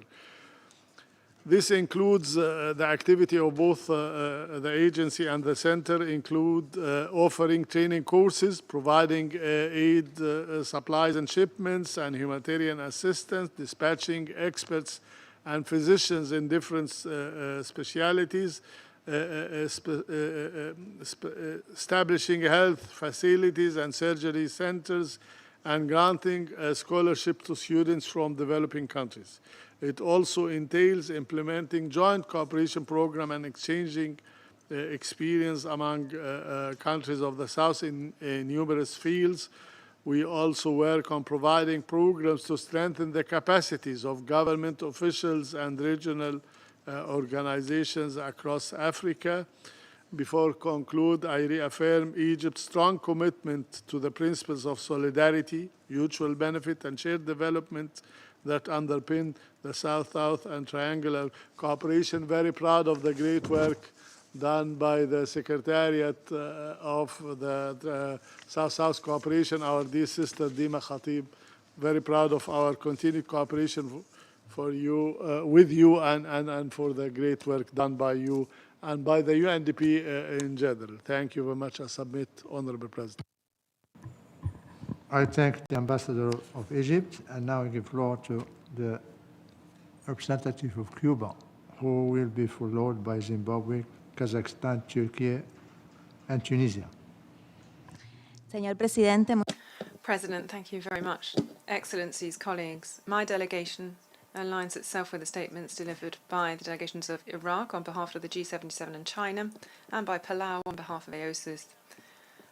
I would like to take this opportunity to express our congratulations to you, President, on your election, as well as to the other members of the Bureau, with whom we look forward to working closely during the first session of this committee. At a time when multilateralism is facing enormous challenges, it's essential that we consolidate alliances across countries of the Global South on the basis of solidarity, complementarity, and respect for national priorities. Cuba believes that South-South cooperation is a strategic tool on the path to development. Our vocation for cooperation has been constant, even under the most difficult circumstances imposed by the economic, commercial, and financial blockade of the government of the United States. Despite this, and despite our limited resources, we have maintained and strengthened our cooperation programs in key sectors such as health, education, training human capital, science, technology, and disaster response. In the area of health, more than 605,000 Cuban professionals have served in 165 countries of the South in the past 62 years or thereabouts. During the COVID-19 pandemic alone, Cuba sent 58 medical brigades from the Henry Reeve contingent to 42 countries and territories at the request of their governments to support emergency health responses. Cuba's solidarity activities are fully consistent with the principles of South-South cooperation and the international standards of the WHO and the Pan American Health Organization. They are also based on intergovernmental agreements between Cuba and the beneficiary country, with full respect for sovereignty and the internal affairs of each country. This is why the U.S. government's fierce offensive against Cuba's international cooperation, and in particular against the provision of health services in a large number of countries that need them, is so unacceptable. It is immoral for the U.S. government to attack the cooperation that Cuba provides in solidarity, thanks to more than 24,000 cooperating individuals in 56 countries, while the U.S. withdraws from the WHO, suspending its financial contributions to this organization, and in this way affecting the support that the WHO could otherwise provide to countries in Africa, Asia, or Latin America so that they can prepare and respond to new health emergencies, epidemics, and other emerging issues, or contribute to improving health indicators in these countries. Cuba will continue to promote and execute its cooperation programs, including in the health sector, on the basis of our unwavering commitment to the right to development and the human right to health, as well as part of our genuine interest in contributing, however modestly, to the efforts of the South to achieving the important objectives of sustainable development. And this is why we are grateful for the recognition and support from numerous nations to our efforts and to the work that Cuba undertakes in solidarity and that of our healthcare professionals. President, Cuba reiterates its firm support for strengthening cooperation for development and for international architecture that recognizes the voice of the Global South. At the same time, we reaffirm the need for South-South cooperation to be recognized as complementary to and not a substitute for North-South cooperation, or the commitment of developed countries to their historic responsibilities. We support the stimulating role of the Office of the United Nations for South-South Cooperation, the UNOSSC, and urge continued support for the projects that really have an impact on the ground. It's essential for the UNOSSC to continue its work to facilitate the countries of the South access to sources of specific funding for South-South initiatives. By way of conclusion, we reaffirm South-South cooperation as a path to sharing solutions rooted in our own experiences and realities. However, the challenges that we are facing require global responses. Now more than ever, the international community must demonstrate its ability to leverage solidarity and international cooperation. I thank you. I thank the distinguished representative of Cuba, and I now give the floor to the distinguished representative of Zimbabwe. Thank you, Mr. President. Excellencies, distinguished delegates. Zimbabwe commends the UN Office for South-South Cooperation and the United Nations Development Programme for convening this timely session under the theme Accelerating the 2030 Agenda for Sustainable Development, South-South Cooperation as a Driver for Transformation. It is a theme that captures both the urgency of our common challenge and the strength of our collective potential. As we approach the midpoint of the 2030 Agenda, the international community, particularly countries of the Global South, remains at a critical juncture.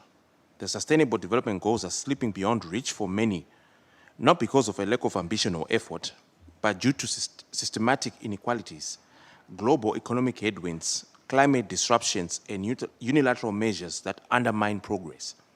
We welcome the reports of the Secretary General and the UNDP Administrator and align ourselves with the statements delivered on behalf of our respective groups. And I now wish to make a few remarks in my national capacity. Mr. President, Zimbabwe believes that South-South and triangular cooperation are not auxiliary modes of partnership, but central pillars of development solidarity. When grounded in mutual respect, shared priorities, and practical innovation, they offer not only a complement to North-South cooperation, but a transformative force in their own right. We are encouraged by the findings in the UN Administrator's report that African countries are strengthening cooperation in areas such as poverty eradication, climate resilience, and science and technology. These are not just policy areas. They are the building blocks of a new model of development that is equitable, inclusive, and future-oriented. In Zimbabwe, we are charting such a path through a heritage-based Education 5.0 model, which integrates teaching, research, innovation, industrialization, and community service.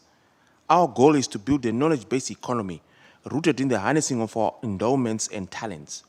With the establishment of innovation hubs and industrial parks at our state universities, we're embedding a culture of homegrown technological development, one that speaks to our own needs, but also offers replicable models for the region. Yet, we recognize that no country advances in isolation. Our progress has been bolstered by the solidarity of our fellow developing nations. Through South-South cooperation, we have received technical assistance for industrial hubs and scholarships in critical STEM fields for our youth, investments that return tenfold as these young minds bring back skills that serve our national development. We must therefore deepen frameworks that promote the exchange of knowledge, technology, and finance across the Global South.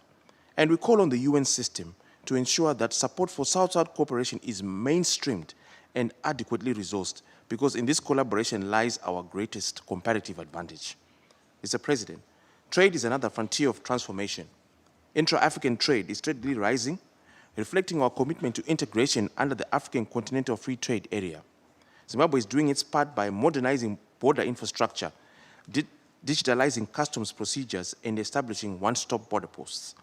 The introduction of 24-hour operations at key ports of entry is further easing cross-border commerce. These efforts are not just about efficiency, they are about unlocking opportunity, especially for small and medium-sized enterprises that are the lifeblood of African economies. Zimbabwe remains fully committed to the principles and practice of South-South and triangular cooperation. We reaffirm our support to the UN Office for South-South Cooperation and UNDP in their indispensable role as conveners and catalysts for this agenda. Let us continue to build bridges of solidarity, north to south, and more importantly, south to south. Let us turn the tide of underdevelopment through cooperation that is bold, inclusive, and led by the priorities of developing countries themselves. I thank you. Je remercie le représentant I thank the distinguished representative of Zimbabwe, and I now give the floor to His Excellency Ambassador, Permanent Representative of Kazakhstan.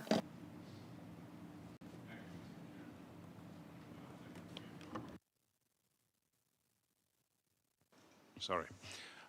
Thank you, Mr. Chair, Madam Secretary, Excellencies. I commend the United Nations Office for South-South Cooperation for promoting solidarity and effective development partnerships across the Global South. Kazakhstan views South-South cooperation as a powerful driver for transformation. Our priorities include expanding digital connectivity, promoting environmental resilience, and fostering regional partnerships. We remain firmly committed to climate action, integrating environmental priorities into national development strategies. Our carbon neutrality strategy to 2060 charts a clear path toward a low-carbon economy. Regionally, Kazakhstan is advancing climate diplomacy, including the President's initiative to host a UN-backed regional climate summit in 2026, a platform for Central Asian countries to coordinate efforts and mobilize global support. Kazakhstan is increasingly recognized as a new and active donor. Through our official development cooperation system, we aim to reduce digital inequality and promote access to education and innovation. Unequal access to technologies continues to deepen global divides, especially affecting countries in special situations, including LDCs, LLDCs, and SEEDs.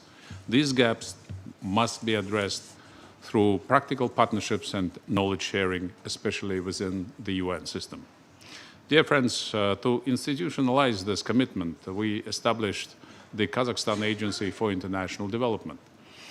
It supports peer-to-peer cooperation, capacity building, and humanitarian initiatives guided by the 2030 Agenda for Sustainable Development. KazAid works closely with traditional and new development partners, UN entities, regional organizations, and development financial institutions. We have conducted joint training initiatives with IDA, Azerbaijan, KOIKA, Republic of Korea, JICA, Japan, and TICA, Turkey. We also look forward to expanding partnerships with development agencies from Brazil, Indonesia, Thailand, and others to deliver scalable South-South results. Kazakhstan sees particular potential in digital innovation and technology transfer. Our national digital solutions, including e-government modules, have been shared with Tajikistan, Sierra Leone, and Togo. These are practical examples of how South-South cooperation can address the digital divide and deliver real impact. Kazakhstan's achievements in digital governance are reflected in global rankings. According to the United Nations e-Government Survey 2024, Kazakhstan ranks 24th globally. In the World Digital Competitiveness Ranking by the International Institute for Management Development, Kazakhstan ranks 34th out of 67 countries in digital infrastructure and innovation. Recently, we introduced Central Asia's most powerful supercomputer powered by NVIDIA chips. This marks the region's first supercomputing cluster, enabling breakthroughs in artificial intelligence, scientific modeling, and high-performance research in the region and beyond.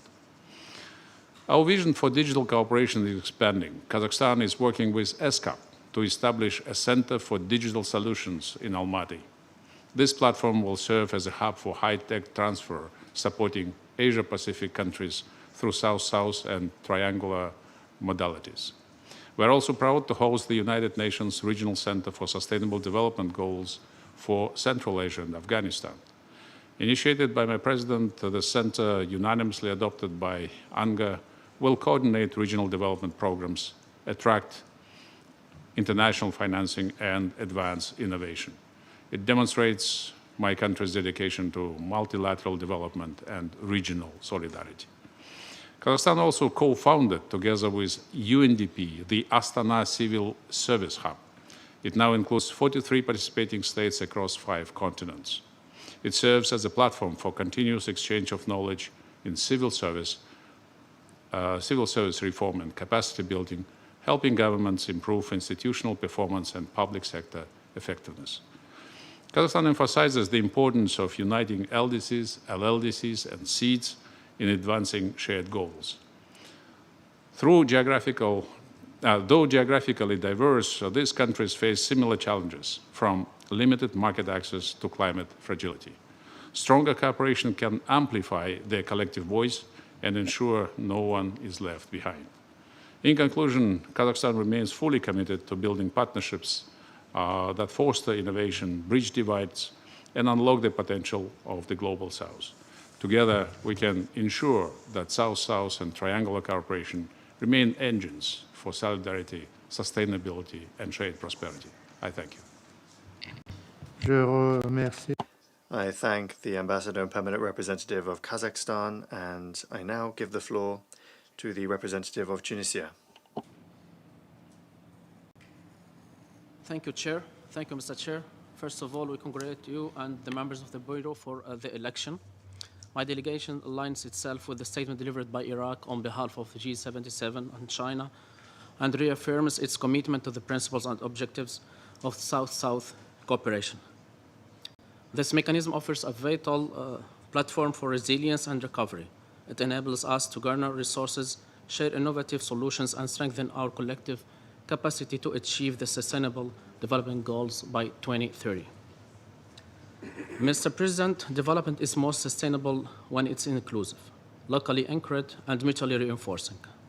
Tunisia has actively engaged in initiatives that enhance regional and interregional cooperation in areas such as renewable energy, climate resilience, digital transformation, agriculture, sustainability, and public health. To respond effectively to the current and emerging challenges, we underscore the following priorities.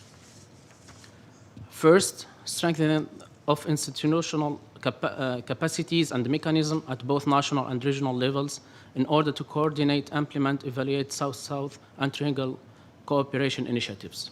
Second, the need for stronger support to least developed countries, landlocked developing countries, and small island developing states whose vulnerabilities are amplified in the current global environment.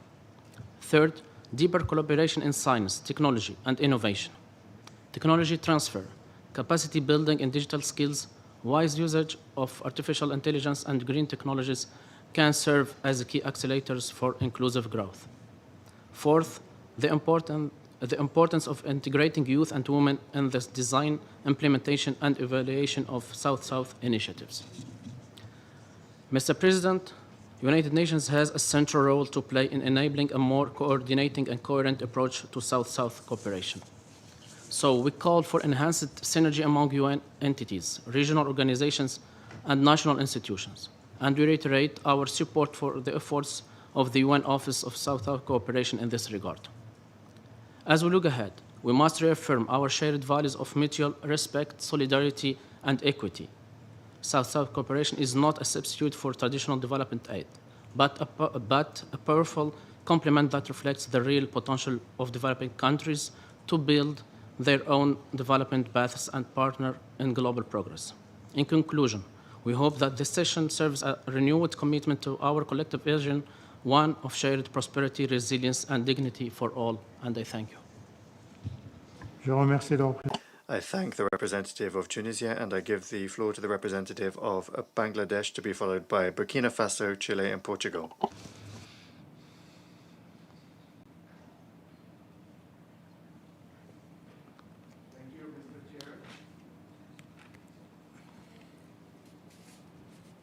Thank you, Mr. Chair, and congratulations on your election. Mr. Chair, Bangladesh aligns itself with the statement delivered by G77 and China and the LDC group. We'd also like to thank UNDP Administrator, Mr. Achim Steiner, for his insightful deliberations this morning. We reaffirm our commitment to the fundamental principles of South-South and triangular cooperation: solidarity, mutual respect, equality, non-conditionality, and collective self-reliance. Mr. Chair, there is no doubt we are in the midst of multiple challenges, many of which are beyond the control of the Global South. But it is heartening to note that the volume of trade among southern countries is now gradually surpassing that of between the North and the South. To further enhance this potential, some structural support is necessary. In this regard, we underscore the following. First, as an LDC in the process of graduation, we urge the international community to continue the LDC-specific support measures for some more extended period. To make graduation sustainable and irreversible, these benefits should be phased out in a staggered and predictable manner. Second, international cooperation must be enhanced to combat illicit financial flows from developing economies. The development gains of the South are eroded by such illegal flow of assets from South to North. Political will is essential to ensure the return of stolen assets to their countries of origin. This is a matter of justice, equity, and trust in the international system. Third, the greatest asset of the South is its youth power. To harness this demographic dividend, we must invest in quality education and skill development, particularly in frontier technologies such as artificial intelligence. Youth must be placed at the heart of development strategies, not merely as recipients, but as drivers of transformation. Fourth, social business models have great potential in developing countries. This can complement the domestic resource mobilization efforts. By prioritizing social objectives over profit maximization, social business can empower women and the vulnerable segments of society and improve service delivery in areas such as health, education, food security, and renewable energy. Fifth, we must enhance institutional support to the UN Office for South-South Cooperation and ensure adequate financing, including through UN Fund and the Perez-Guerrero Trust Fund. Mr. Chair, South-South cooperation offers context-specific, cost-effective, and mutually reinforcing solutions. It is not an alternative, but rather a complement to North-South cooperation. We must make the best use of this platform to build an inclusive and equitable world, a world of 3 zeros: zero poverty, zero unemployment, and net zero carbon emissions. We believe the upcoming FFD4 offers us a great opportunity to chart new guidance for the benefit of the southern countries in overcoming their structural vulnerabilities, including by enabling better debt sustainability and enhanced climate resilience. Bangladesh remains firmly committed to strengthening this agenda as a vital enabler to achieving the SDGs. I thank you, Mr. Chair. Je remercie. I thank the Permanent Representative of Bangladesh, and I now give the floor to the representative of Burkina Faso. Merci, Monsieur le Président. Thank you, Mr. President. First of all, I would like to sincerely congratulate you upon your election and for your leadership of the work of this 22nd session of the High-Level Committee on South-South Cooperation. Burkina Faso welcomes the progress made in the promotion and implementation of South-South cooperation. We associate with the statement by the G77 and China, and we align ourselves with the position of other developing countries when it comes to what is at stake with South-South cooperation and its role in the genuine transformation of our economies. Mr. President, ladies and gentlemen, delegates, to successfully implement the SDGs, international cooperation remains a fundamental catalyst through its ability to mobilize financing and to strengthen technical cooperation. In this regard, it can be considered as a natural way to bring about mutual sharing and exchange of solutions for strategic development solutions among developing countries. And in this regard, it constitutes a platform for pooling know-how, knowledge, and skills in various different technical areas.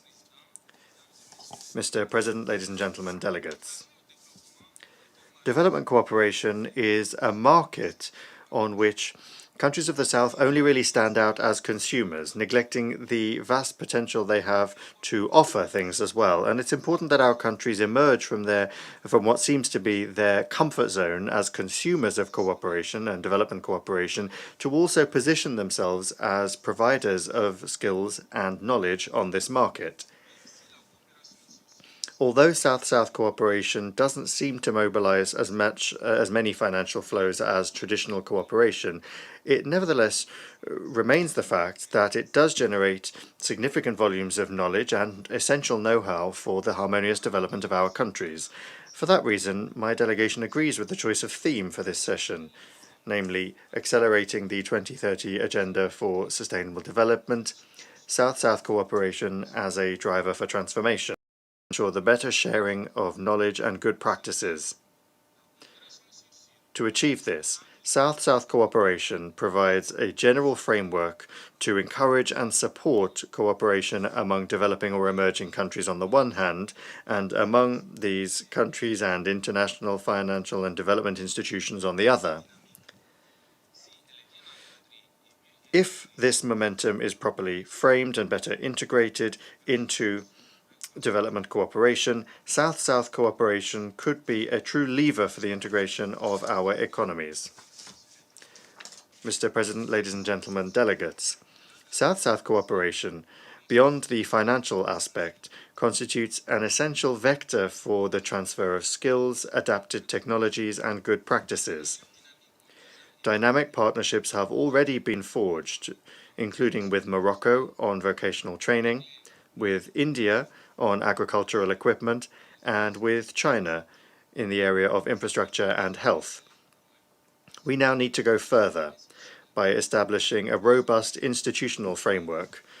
To that end, we advocate for the establishment of national South-South technical cooperation agencies in developing countries, the creation of a South-South regional fund to finance joint projects and the exchange of expertise among countries of the South, and the institutionalization of regional monitoring and evaluation mechanisms for South-South initiatives. And lastly, it's time that we change our stance. Development cooperation cannot be a one-way street. It must not just be about receiving, but also about contributing. Burkina Faso has proven expertise, particularly in the areas of community resilience, smart agriculture, and local governance. And these are things that it could share with other countries of the South. To conclude, I would like to stress the current financial situation that is marked by a reshuffling of official development assistance with the resulting consequences of that. And I would like to recall the need for our countries to pool our efforts and energies to achieve more dynamic, stronger South-South cooperation. Thank you. I thank my brother, the Ambassador and Permanent Representative of Burkina Faso, for his statement, and I give the floor now to my dear sister, the Ambassador, Permanent Representative of Chile. Señor Presidente, distinguidas delegadas. President, distinguished delegates, Chile joins the other delegations in their congratulations of you, President, Representative of Morocco, and also the other members of the Bureau on your election. We wish you every success in the conduct of this work of the 22nd session that is so vital for strengthening South-South cooperation as a strategic pillar of the multilateral system. We align ourselves with the statement delivered by Jamaica on behalf of the like-minded group of middle-income countries. As a middle-income country that has been both a recipient and provider of this cooperation, Chile reaffirms that South-South and triangular cooperation represents an essential tool in moving towards fairer, more inclusive and transformative sustainable development. South-South and triangular cooperation is not just about sharing good practices, but about building horizontal forms of collaboration that address our realities, challenges, and common priorities. Chile believes firmly in solidarity-based and human-centered cooperation with a focus on human rights, gender equality, sustainability, and social justice. We reaffirm our commitment to a model that promotes capacity building, learning, and building jointly constructed solutions. In this regard, I would like to highlight three key messages. First, it's essential for South-South and triangular cooperation to be recognized as part of the multilateral system for development. We hail the leadership of the United Nations Office for South-South Cooperation and support its financial and institutional strengthening with transparency and efficiency. We need a UN system that integrates this modality into its strategic and operational frameworks, and we join the call to strengthen this modality as a strategic component of the international cooperation ecosystem. Secondly, there is a need to strengthen South-South and triangular cooperation as an ecosystem, including access to adequate and sustainable financing mechanisms, especially in priority areas such as climate change, gender equality, and digital transformation. We value initiatives that explore financing instruments that are innovative on our road to Seville, and we encourage the United Nations system to continue to promote options that respond to the specific needs of developing countries. In particular, we call for the establishment of tailored response mechanisms and greater incorporation of the technical and financial capacities for middle-income countries in line with their structural challenges. Third, we need greater coordination, impact measurement, and evaluation. We value the development of tools such as the Handbook for Measuring South-South Cooperation led by UNCTAD, and we urge continued implementation and improvement of this, including by supporting and strengthening statistical capacity in our country. President, South-South cooperation is not a substitute for North-South cooperation, but it is an essential instrument for bolstering the capacities of developing countries and accelerating the 2030 agenda. Chile reaffirms its commitment to this modality and will continue to contribute actively on the basis of our experience in areas such as health, social protection, gender equality, climate action, risk management, and technical training. For Chile, promoting South-South cooperation is a strategic foreign policy priority and a clear sign of our commitment to effective multilateralism in the service of sustainable development. We will continue to contribute with conviction and solidarity to the strengthening of this modality as a driver, an engine of transformation for our peoples. And just if I may, Jamaica deliver the statement on behalf of the group of like-minded countries and middle-income countries. Thank you. I thank the permanent representative of Chile, and I now give the floor to the ambassador and permanent representative of Portugal.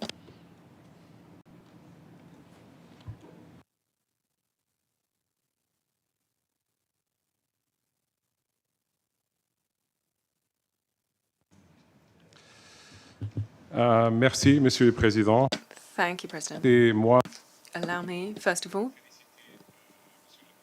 to congratulate the Ambassador Omar Hilal, representative of Morocco, for chairing this high-level committee and presiding over it. It is our pleasure to serve on the Bureau under your leadership as part of the Western Europe and other group. three key messages in my national capacity, in addition to the statement delivered by the European Union. First, South-South and triangular cooperation are powerful drivers of the 2030 agenda. Their value lies in building horizontal, inclusive and multi-stakeholder partnerships that reflect local realities. In today's increasingly complex development landscape, these approaches enable more responsive, effective, and mutually beneficial cooperation, going beyond traditional models. Second, Portugal is firmly committed to South-South and in particular triangular cooperation. This is not a rhetorical stance, it is strategic, policy-based, and operational. Triangle cooperation is a core pillar of our Portuguese Cooperation Strategy 2030.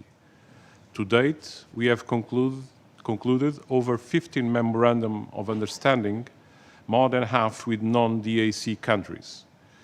We have engaged in more than 14 triangular cooperation projects, reaching over 3,000 direct beneficiaries and 200,000 indirect beneficiaries.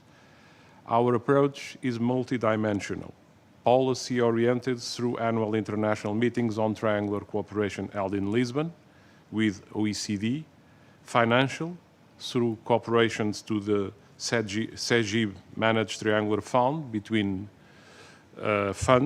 Portugal, Africa, and Latin America, and to the triangular cooperation window of the UN Fund for South-South Cooperation. Two examples are particularly relevant to this session focused on science, technology, and innovation. The Triangular Alliance for the Digital Transformation of Príncipe, implemented with Argentina and São Tomé and Príncipe, is developing a community-driven digital strategy. It aims to enhance local digital skills and services, showcasing inclusive innovation and local ownership. The PASP project, covering Portuguese-speaking African countries and Timor-Leste, is funded by the EU and managed by our Institute of Cooperation, Camões. It supports e-governance and digital public services by strengthening ICT capacities, legal frameworks, and service accessibility. It demonstrates how shared language and institutions can enable impactful triangular cooperation. Third and last, Portugal is advancing triangle cooperation in global process from the Pact for the Future to the upcoming FFD4 conference. We all welcome its inclusion in the recently adopted European Union Council conclusions on FFD4, following strong Portuguese advocacy. To maintain this momentum, Portugal will co-host a side event in Seville during FFD4 on this subject. The new international meeting on triangular cooperation organized with the OECD will take place in Lisbon in October, 29 and 30 October 2025, and will focus on shifting the financing narrative, engaging private sector and philanthropy, promoting peer learning and exchange. Mr. Chair, this committee has a vital role to play in promoting inclusive, innovative, and future-oriented cooperation. Portugal stands ready to support a successful session. I thank you, Mr. President. Je remercie l'ambassadeur. I thank the Ambassador and Permanent Representative of Portugal, and I now give the floor to the Ambassador and Permanent Representative of Malaysia. President, Malaysia aligns itself with a statement delivered by Iraq on behalf of G77 and China. At the outset, I would like to congratulate you as well as other members of the Bureau on your elections to this high-level committee. Malaysia reaffirms its strong commitment to supporting the important work of the committee. President, South-South cooperation remains a vital tool in addressing many global challenges. It has been a core element of Malaysia's development cooperation strategy for over 4 decades. Our flagship initiative, the Malaysia Technical Cooperation Program, MTCP, established in 1980, embodies our enduring commitment to sharing our development experience with countries of the Global South. The MTCP has benefited more than 38,000 participants from 144 countries. Its programs cover critical areas such as health, education, public administration, sustainable agriculture, and green technologies. Complementing this is our engagement in triangular cooperation, where we leverage the strength of partnerships with donor countries and multilateral organizations to scale up impact. A prime example is the Third Country Training Program, TCTP. Malaysia has implemented more than 150 TCTP courses in collaboration with institutions, including the Japan International Cooperation Agency, JICA, the Islamic Development Bank, IDB, the German International Cooperation Agency, GIZ, African Rural Development Organization, ARDO, and the Turkish Cooperation and Coordination Agency, TICA. These initiatives promote mutual learning, strengthen institutional capacities, and reflect the power of synergy in international development. President, recent shifts in global politics and economic dynamics have significantly contributed to a more favorable environment for advancing the goals and ideals of South-South cooperation. These changes have opened new pathways for us to pursue sustainable economic growth, support nation-building efforts, and strengthen our collective self-reliance. While we acknowledge that North-South cooperation continues to serve as a primary avenue for development partnerships, we must also celebrate the remarkable evolution of South-South cooperation over the past few decades. It has not only broadened its reach, but has also become a powerful mechanism for regional integration and an engine for innovative and collaborative solutions among developing nations. Malaysia has a heavy responsibility as the ASEAN chair in 2025. We are at a critical juncture as our region strives to withstand unprecedented global disruptions. As chair, Malaysia places emphasis on inclusive growth, sustainable development, and digital connectivity, while enhancing ASEAN's engagement in South-South and triangular cooperation, both within and beyond our region. We believe ASEAN can serve as a regional anchor in global South-South cooperation. President, the strength of South-South cooperation lies not in the size of our economies, but in the strength of our commitment to mutual support. Malaysia reaffirms its dedication to deepening cooperation with all our partners and to advancing development that is led by the Global South for the Global South. Thank you. I thank the Ambassador and Permanent Representative of Malaysia, and I now give the floor to the Distinguished Ambassador and Permanent Representative of El Salvador. Muchísimas gracias. Thank you very much, President. El Salvador aligns itself with the statement of the G77 and China and with the group of middle-income countries. We also join others in congratulating you for your election and also the other members of the Bureau for their work.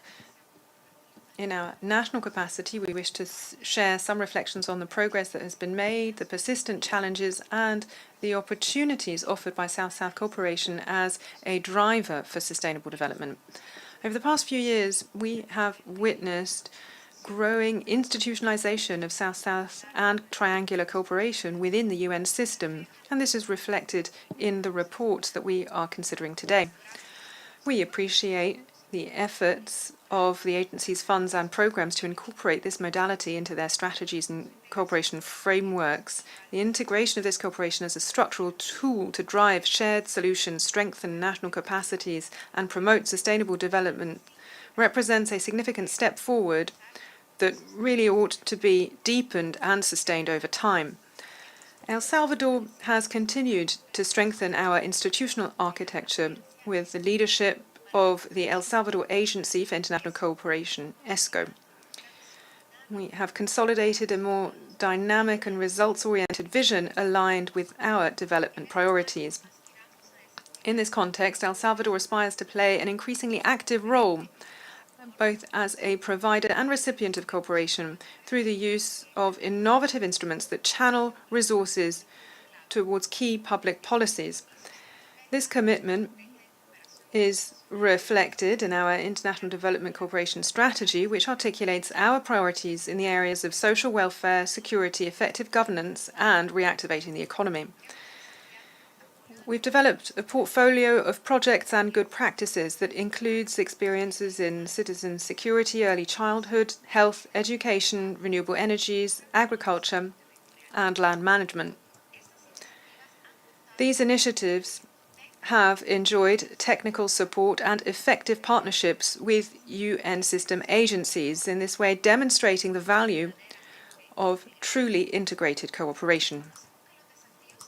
We recognize that today's challenges require more agile and inclusive modalities of cooperation focused on capacity building. In this regard, we underscore the importance of the UN system continuing to support networks of South-South exchange and facilitating access to technical platforms, and also the mobilization of financial resources in accordance with the priorities defined by developing countries. We also stress the need to strengthen the financing and operation of specific funds for South-South cooperation and to drive greater convergence among global, regional, and sub-regional platforms. We highlight the role of the UN Office for South-South Cooperation as a key facilitator in promoting partnerships, strengthening capacities, and ensuring spaces for technical exchange. We believe that its mandate could be expanded through practical initiatives aimed at the implementation, monitoring, and evaluation of concrete projects.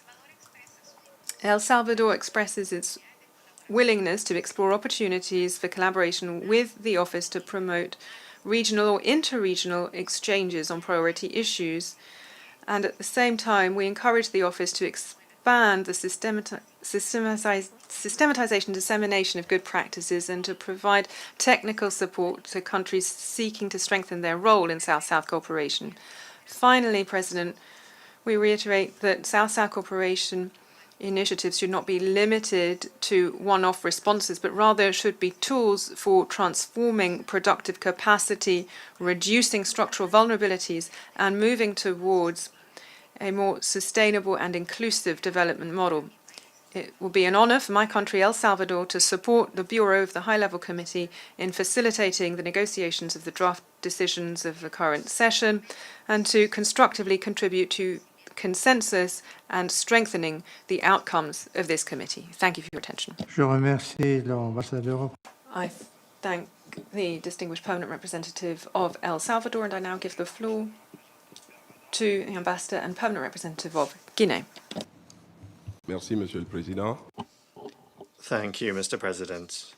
Mr. President, first of all, I would like to sincerely congratulate you following your brilliant election to lead our committee. Rest assured you have the full readiness of my delegation to work and support you in your task. I would also like to commend the remarkable work of the Bureau of the High-Level Committee, as well as the United Nations Office for South-South Cooperation, to support the achievement of our common goals.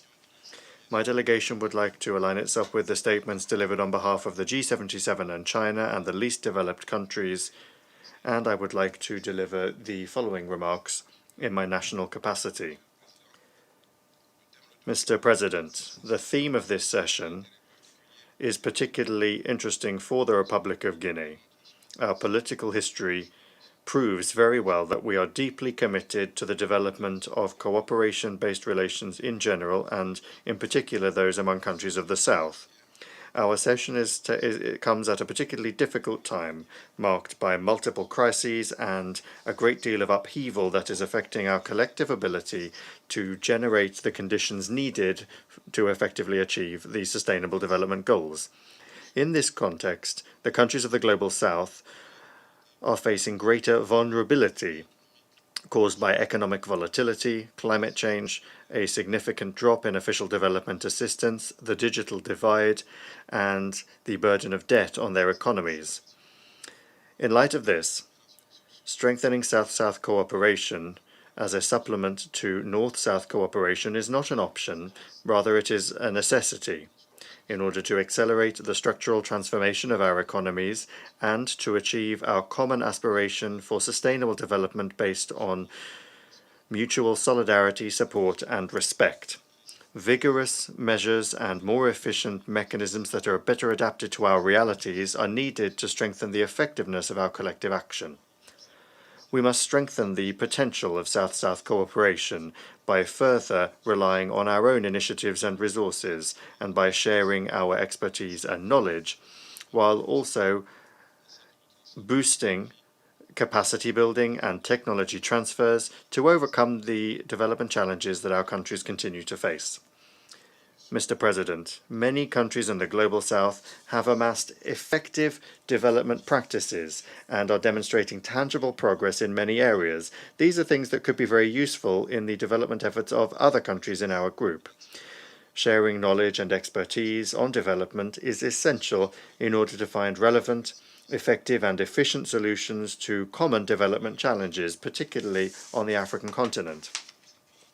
For its part, the Republic of Guinea is working energetically to strengthen its relationships with a strategic openness to South-South partnerships, including expert exchanges, the involvement of the private sector, study visits, the establishment of joint cooperation commissions, which are an important tool for diversifying our partnerships in areas of common interest, such as agriculture, energy, health, education, professional training, science and technology. These efforts aim not only to stimulate inclusive growth, as well as the better integration of our markets, they also aim to bolster our resilience to outside shocks. Mr. President, in accordance with the spirit of the final document of the Second United Nations Conference on South-South Cooperation in March 2019, the Republic of Guinea has offered to host the headquarters of the International Institute for the Development of South-South and Triangular Cooperation. This initiative by the Guinean government was welcomed in January 2024 by the G77 and China summit, which, in its final communiqué, invited member states and international organizations to provide their support for this important initiative by the Republic of Guinea.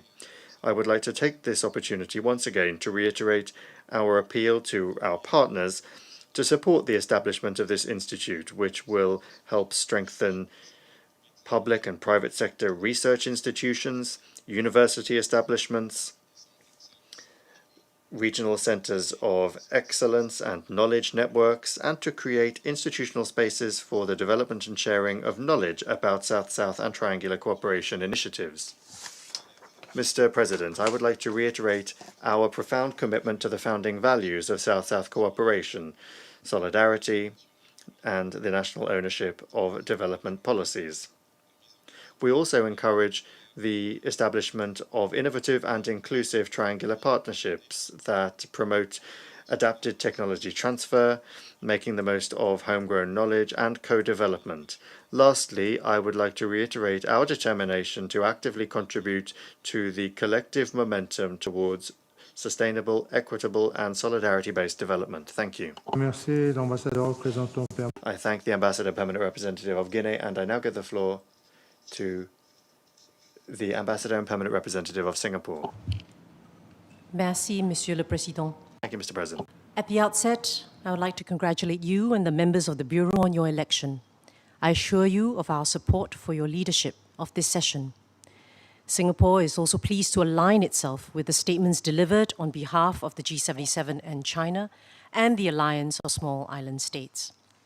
Mr. President, at a time when the multilateral system is facing unprecedented stress, this meeting affords us the opportunity to reaffirm the importance of solidarity among developing countries, of the progress we have made thus far in strengthening South-South cooperation, and how much we can go to fully leverage its potential.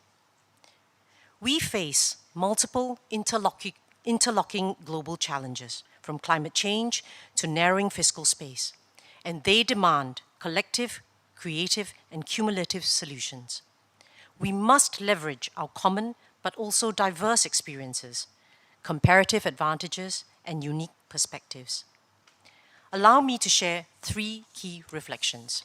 First, innovation can be the seed of progress for us to grow South-South cooperation. Singapore firmly believes that our cooperation can be catalyzed by harnessing digitalization and technology. This is why digitalization is a central component in Singapore's flagship technical cooperation mechanism, the Singapore Cooperation Programme, SCP. We have launched capacity-building training courses and cooperation initiatives in frontier areas such as AI-driven agriculture, urban digitalization, and fintech governance to equip fellow developing country officials with the tools to achieve their development priorities. At the same time, even as we support governments in design and implementation, we must also remember to tap on and train entrepreneurs to facilitate job creation and support innovative industry solutions. Second, the private sector must be leveraged as a source of irrigation for growing South-South cooperation. Public sector-led private financing in sustainable development projects has demonstrated immense catalytic potential. For example, Singapore's Global Innovation Alliance connects African and SIDS entrepreneurs to Singapore's tech ecosystem. At a regional level, the ASEAN-Africa FinTech Bridge fosters cross-border collaboration for financial inclusion and has demonstrated scalability. Finally, we believe that targeted support is the compass for true efficacy. To be truly effective, South-South cooperation should be tailored to address the unique context of its beneficiaries. This is why Singapore, in consultation with our partners, launched the SIDS of Change Technical Assistance Package with customized courses on blue carbon and digitalization, as well as the Singapore-Africa Partnership Package to provide scholarships and training to fellow members of the Global South to address their specific development challenges. Mr. President, by combining innovation, public-private agility, and targeted needs-based collaboration, we are confident that we can enhance our collective capacity to tackle the most pressing challenges facing all of us. I assure you of Singapore's continued commitment to working with all of you so that we can build more dynamic and resilient societies for our people. I thank you for your attention. I thank the distinguished representative of Singapore, and I now give the floor to the Deputy Permanent Representative of the State of Palestine. شكرا سيد الرئيس.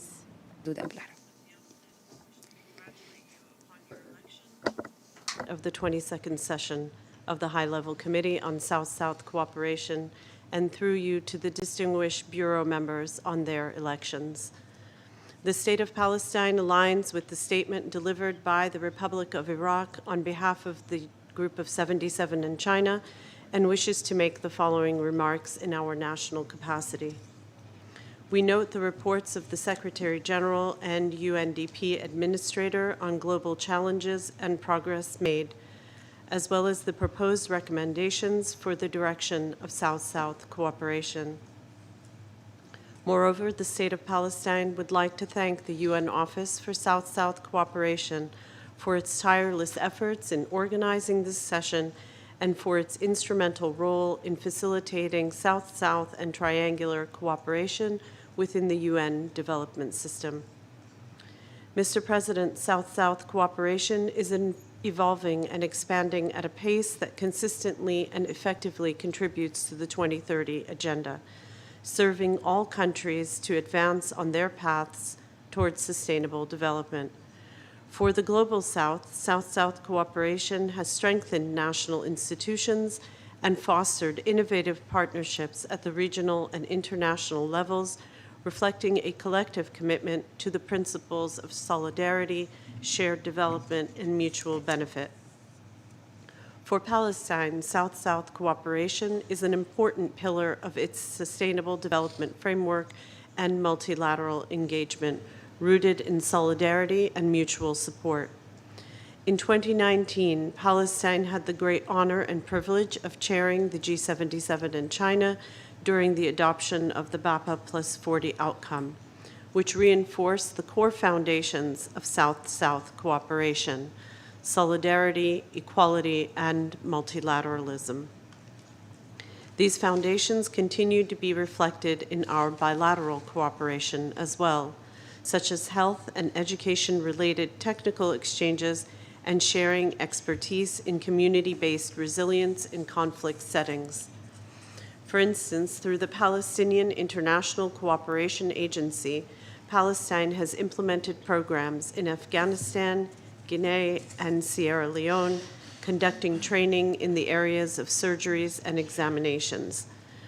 These initiatives lie at the heart of Palestine's humanitarian and medical efforts, especially significant given that over 1,000 health and humanitarian workers, including UN staff and personnel, have been killed in Gaza by Israeli occupying forces in just these past 19 months. Mr. President, in addition to bilateral cooperation, Palestine engages in triangular cooperation initiatives that further complement South-South cooperation by expanding cooperation between the Global South and the broader international community. One exemplary model is the Global Alliance Against Hunger and Poverty, launched by Brazil to build partnerships in support of efforts to eradicate hunger and poverty, as outlined in SDGs 1 and 2, and to reduce the inequalities outlined in SDG 10. The Global Alliance has grown to include nearly 100 members from all over the world, both developing and developed countries, and Palestine is proud to be among them. For developing countries like mine, cooperation within the Global Alliance Against Hunger and Poverty is being strengthened and expanded at a critical time, especially as hunger is being weaponized by the Israeli occupying forces against the Palestinian people.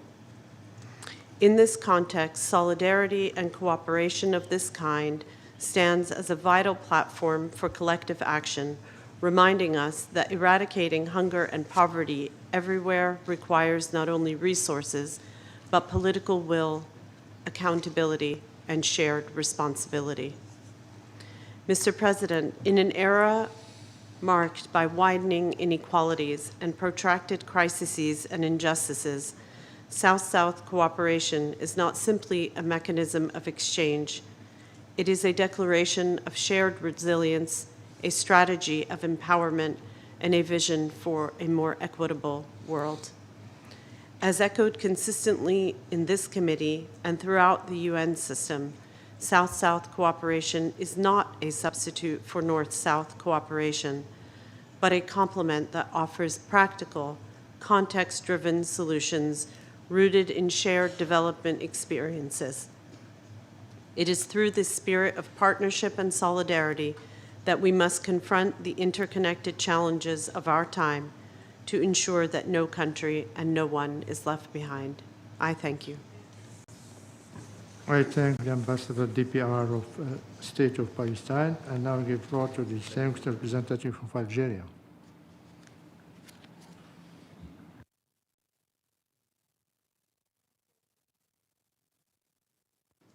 شكرا سيد الرئيس. تعقد الدورة الثانية والعشرون لله. Thank you, Mr. Chair. This 22nd session of the High-Level Committee on South-South Cooperation is held at a critical time as we are only 5 years away from the date we decided together to achieve a sustainable development that leaves no one behind. This session is an important occasion to discuss the means and mechanisms to enhance our action in order to improve the implementation of the 2030 Agenda. We would like to join the statement given by Iraq on behalf of the G77 and China. Mr. Chair, the current international situation is filled with interconnected and heavy international challenges. This requires that we give great importance to South-South cooperation on a solid basis of solidarity, mutual understanding, and mutual cooperation. Therefore, we believe that South-South cooperation must complement North-South cooperation and triangular cooperation, and this will inevitably contribute to fixing the imbalances we see in the international economic and financial order. And this can become a successful development model by enhancing the integration of our joint cooperation.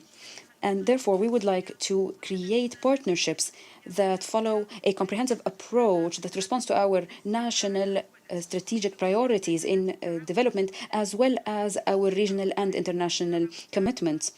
We would like to focus on the following. First, enhancing arenas for South-South cooperation, including health and education and agriculture and trade and food and energy security. We have also joined the Continental African Free Trade Zone and the Arab Free Trade Zone in order to increase trade and include an additional enhancement of regional economic integration. Second, we have enhanced the work of the International Cooperation Agency for Solidarity and Development. Third, we have set in place multiple structural regional projects, such as the Trans-Sahara Highway that links Lagos in Nigeria with Algeria, as well as the highway between Algeria and Mauritania. We have also extended optic fibers to reach Niger and Mauritania to enhance access to the digital space, as well as establishing a trans-Sahara gas pipeline. Fourth, we are focusing on cooperation in the fields of health and science through multiple initiatives, including the African Institute that we host, which tackles subjects such as water and energy and climate changes. And it is one of the main pillars of the Pan-African University that enhances continental integration. We are also the president of the African Peer Review Mechanism, and as such, we work to enable the mechanism to follow out its mandate, and we have provided a voluntary financial support with a value of $1 million. We have to do more effort in order to increase South-South cooperation in the context of implementing the Pact for the Future. And in that regard, we must emphasize the following. First, we must focus on key priorities to address the root causes of development issues, and we must do that through expanded partnerships. And in this regard, we would like to commend joint efforts in order to increase trade exchange among countries of the South with a value that exceeds $5 billion. Second, North-South cooperation and triangular cooperation must allow taking advantage of comparative advantages in order to improve the integration of our frameworks of action in support of development agendas in the South. In this regard, we appreciate triangular partnerships and call for their intensification in different countries of the South in order to increase projects and initiatives and financial mobilization to enable countries of the South to implement development projects. We also call for intensifying efforts for enhancing direct foreign investment because it is seeing a slowdown, especially with regards to financing sustainable development. We also call for increased international economic order reform in order to have clear and just rules in fields including finance, investment, technology, AI, and others. We look forward to FFD4 in order to truly reform the international economic order. We call also for enhancing political dialogue and coordination. We also call for more efforts to step up humanitarian assistance and guarantee that humanitarian assistance reaches the Gaza Strip, which is still facing a disastrous humanitarian situation where we can no longer stand and watch. In conclusion, we look forward to continuing to enhance international regional efforts to step up South-South cooperation as a key seed for complementing cooperation with the North. We are fulfilling the spirit of our founding fathers in order to have a renewed partnership for our peoples. Thank you. And I give floor now to the last speaker for this morning, to the Ambassador, Permanent Representative Ambassador of Nicaragua.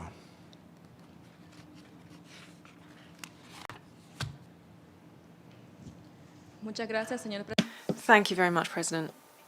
Nicaragua aligns itself with the statement delivered by the delegation of Iraq on behalf of the G77 and China. We're grateful for this opportunity to think collectively on the progress, challenges, and opportunities offered by South-South cooperation as a driver for stepping up implementation of Agenda 2030 from a perspective based on solidarity, mutual respect, and complementarity between our peoples. Nicaragua reaffirms that South-South cooperation is a fundamental pillar of the transformation that we need. It strengthens our national capacities, it promotes context-based solutions, and uses knowledge and technologies and good practices of the South without conditions or external interference. When we talk about the implementation of the Agenda 2030, we should also address the structural barriers that developing countries are facing in its implementation. Amongst these, fair and unjust unilateral coercive measures that are barriers to access to resources, technical capacity and financing, which are essential for the well-being of our peoples. The commitments included in the 2030 Agenda require an international order that is more just, equitable, and one with greater solidarity that is based on authentic cooperation and inclusive multilateralism.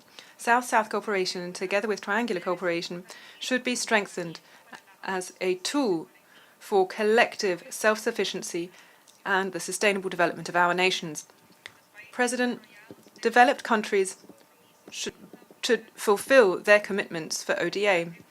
Solidarity between countries of the South cannot and should not be used as an excuse for the failure to comply with the historic responsibilities that falls to developed countries in the area of financing for development.